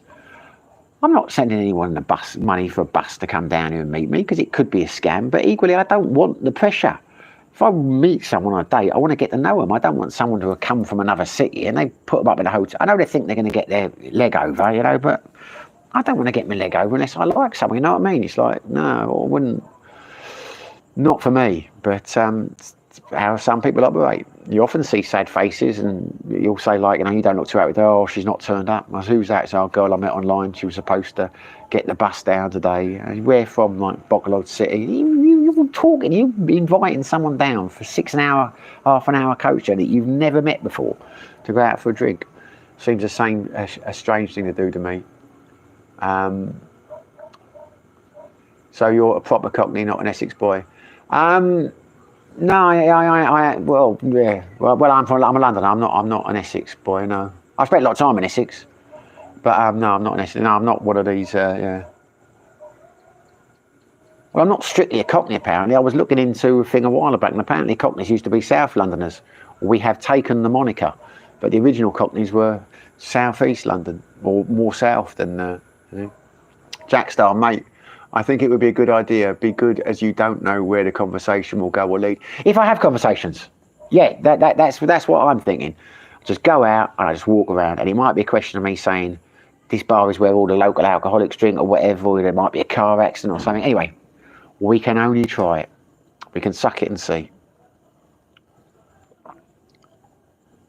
Jack's dating tips. Yeah, right, I'll say where the question's gone. Here we got the questions. Question 1. You can't travel around the world first class and 5-star hotels, or you can, you can't or you can. You can't travel around the world first class and 5-star hotels, or you can, okay, so you can travel around the world first class and 5-star hotels, or you can get overlander camper travel, off-grid, down and dirty. Which one would you choose and why? Right, is this a question you ask them online or when you go out for the date? I'm guessing this must be something you ask them online first. And I imagine you're looking for the off-grid, down and dirty answer, aren't you? It's the dirty bit that's made me think you're probably looking for that. Maybe you're not. Maybe you want a woman who you can smooth and take on your 5-star journey. How can you watch Premier League in the Philippines? How do you mean, how can I watch it in the Philippines? Do you mean because of the times, or do you mean because of the license rights? Couple of ways. My parents have got Sky, and I've got the Sky Go. So if it's on Sky, I can watch it on my laptop here. I just dial into their system, just use the old VPN. Or there's lots of channels. There's one at the moment I use, which has always been quite good until recently. It let me down on the Eubanks Ben fight, called the Farwar News. They're usually really good on the West Ham games. You can get them on there. But there's loads of sites you can log on to get the football. Yes, Trevor. Sorry, Palace v Man City. Yeah. Okay, I thought you were saying West Ham Man City was the next game, which I think it probably is, but it's not. It's not the FA Cup. Binabar, I knew it. Old but not dead. I'm amazed you knew that, because I've never get plenty of fish in the sea. Get that to pot.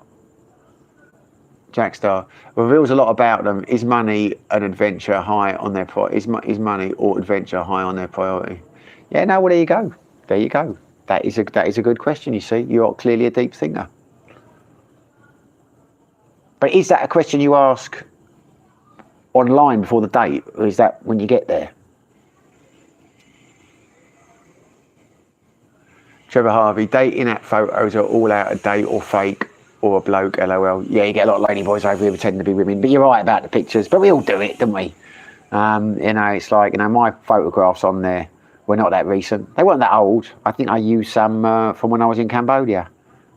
But that was just because I got here, I uploaded it. It was before I had the channel, and you needed to put some profile pictures. And the only pictures I had when I wasn't wearing glasses were thingy. But I didn't think I'd changed that much, but probably I had. Question 2. What has your partner asked you to do that you didn't really want to do, but you did it to please them? And if you liked it, if so, what was it and why? Oh my God. Now that must be a question you ask them online.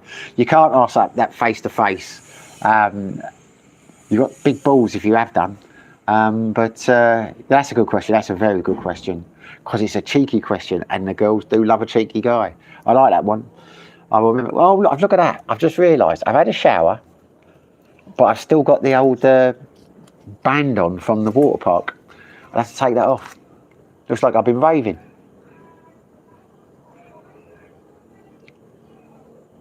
That is a very good question, Jack. I would love to know what the answers are. Do they go deep and dirty with those answers? Bow bells. I like the way you spelt bow there. Yeah, no, Cockneys is supposed to be near Bow Bells, apparently. I mean, that's how you associate it now. And the interesting thing about Bow Bells is when that was the Cockney thing, it was you could hear it for miles. Because now you can't hear it that far, because when the city was, you know, they didn't have the big skyscrapers that now, the sound did travel, you know, a few miles, like you could hear it 3 miles away. So it was quite a large catchment area. But these days, I'm just going by what I've read on Google, Bow Bells was, you can only hear it like half a mile away now. It doesn't travel because there's so much sound there. So the pool of Cockneys will have got a lot smaller. But there was a time before it was Bow Bells. The Bow Bells thing was added to it at a later date. I'll have to Google it again and read into it, but there was a time when it was actually further south London was there, and it was before Bow Bells became a thing. The Bow Bells thing apparently originated. This is just stuff, you know, was added at a later time when lots of people, but now people associate Bow Bells entirely with East End. But Cockney's original, when the term first, you know, came in, it was more a south to southeast London thing. But I say, just stuff I've read. In my lifetime, it was always Bow Bells, and it was always East London.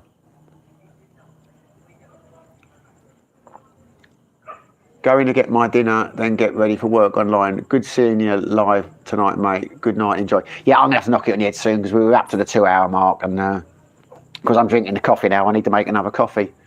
So we will bring it to an end. Thanks for joining us, Adam. It's always nice to have a chat with you.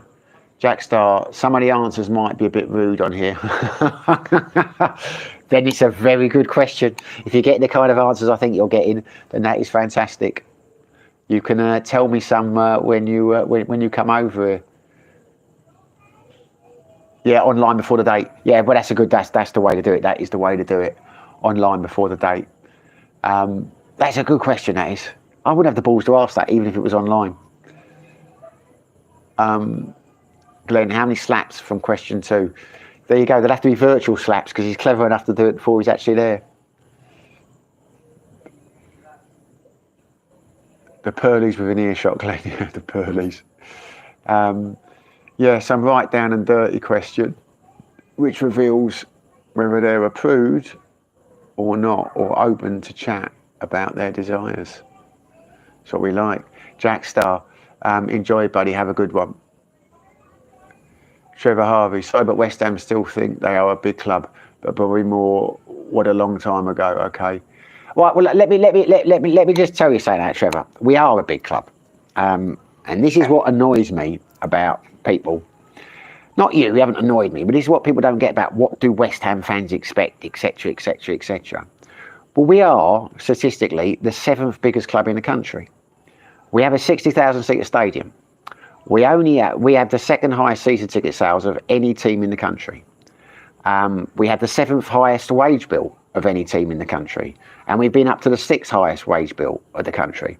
So people come out with this, what do you expect, same old West Ham, blah, blah, blah, you're not a big club anymore. We are a bigger club than we have ever been. And this is what used to annoy me about people were saying that Moyes was doing such a good job.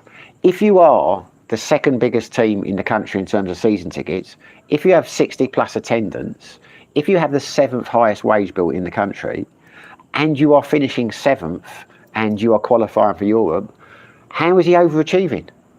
You're not. You are achieving an average thing. If you've got the 7th highest wage bill and you're finishing in the 4th or 3rd or whatever, then you're overachieving. But the days have gone, you see. When we were at Upton Park, we only had 37,000 capacity. We didn't have wealthy owners, you know. So those days, we weren't a particularly big club. But the whole point of moving to the new stadium, which everyone hates, was it would give us the revenue and the capacity to move on to bigger things. And a lot of us swallowed it, and we haven't moved on. So I know what you're saying. In terms of our achievements, we're not achieving like a big club. But in terms of our capacity and capabilities, in terms of stadium income and revenue, we are, mate. I mean, that is a reality.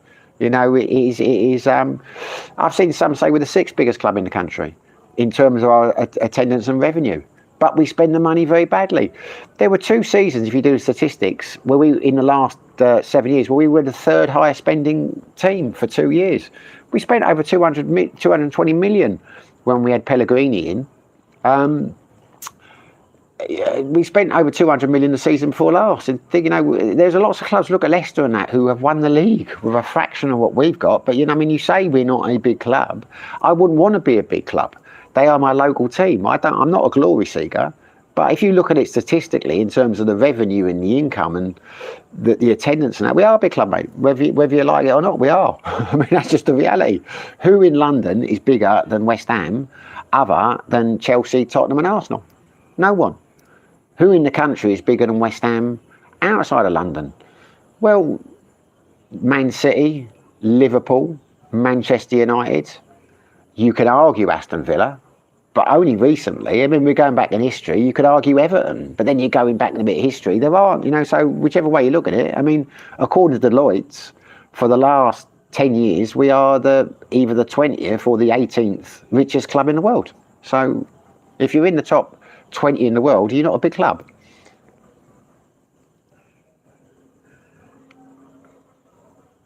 Right, let's eat Filipino. Hey mate, Simon here. Hello Simon, how are you brother? I'm sorry to do this to you mate, but I am, we're ending now, but thanks for joining. It's literally it's 2 minutes to the 2 o'clock ring, and I'm not drinking tonight because there's no alcohol. I need to have a coffee. But Simon, a bit earlier next time, son. Thanks, Glenn. Have a great evening. You have a great evening too, Glenn. Thanks again. Cheers, Glenn. Trevor Harvey. Not much gap now because of financial fair play. Yeah, I hear you. And supposedly we were on the limit of that, but again, anyway, apparently there's people looking at buying us now. But all I'll say to you, Trevor, is if you look back at the attendances and you look back at over the last few years.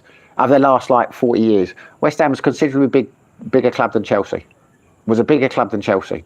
When we went down, when we got relegated the season before, Chelsea had 13,000 attendance the last time they were relegated when they were in the lower divisions. West Ham was selling out 37,000 every game that we were in the lower divisions. West Ham has always been a bigger club in terms of attendance and that than Chelsea has. And if you don't believe me, just look into it. But then Abramovich took over, and now everyone says they're a huge club. And they are globally because of the success they've had. But there is zero reason why West Ham, if they had the same event, who couldn't do a Chelsea, absolutely no reason. And that's just me being objective, because there we go.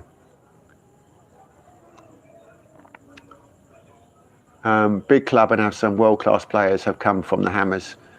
Spent bad over the years. Yeah, you're right, man. We have. And we've got a lot of, I mean, you've got to remember as well, I know it's not a good, you know, the old hooligan thing. We're a very well-known club. Amazing how many Americans you meet who know about West Ham, because they've seen the films.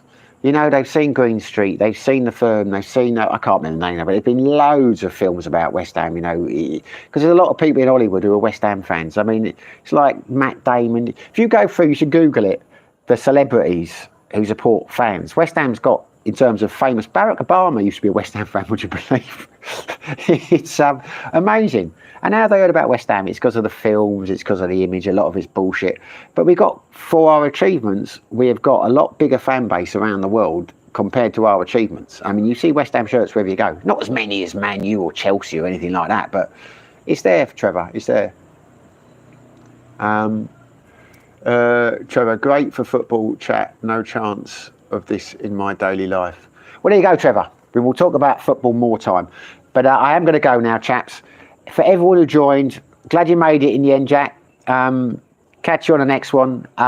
Thank you so much for a donation. It's always appreciated, brother. Trevor, I've enjoyed talking football to you, although you wound me up a bit about the West Ham comments, but I will not hold that against you. But Palace has done really well the last few years. As I say, I might do a live stream tomorrow. Well, I will do a live stream tomorrow if anyone's still here, because Glenn asked me to do one for the music quiz. So the music quiz starts at 7:30. So I might start at 7 o'clock, just have a chat with a few people. If you come, you come. You're invited. If the music quiz is not for you, I hear you entirely. I'm not going to monetize it, so there'll be no ads. But I'll just put the camera on again, and people can listen to the songs and that. But I'm not going to go through the names because I forget who was on. But Jack, thank you. Who's come out? Glenn, thank you. Trevor, bye. Simon, sorry you came so late. Adam's already gone. Neil, it was a pleasure talking to you. Michael, thank you so much, mate. If I've forgotten anyone's name who was here tonight, I do apologise. I'm amazed I've remembered as many names as I have done. But thanks for watching, chaps. I really enjoy doing these streams. Appreciate the support for the channel. Wherever you are, whatever you're doing, stay safe. Be lucky. Tufnell? I was just about to, Glenn keeps saying Tufnell. What do you mean Tufnell? We're talking about Phil Tufnell. You've lost me now. You'll have to explain on the next one. Catch you tomorrow night, fellas. I'll catch you, Glenn, anyway. You said you're going to be there. Be lucky, chaps. Bye.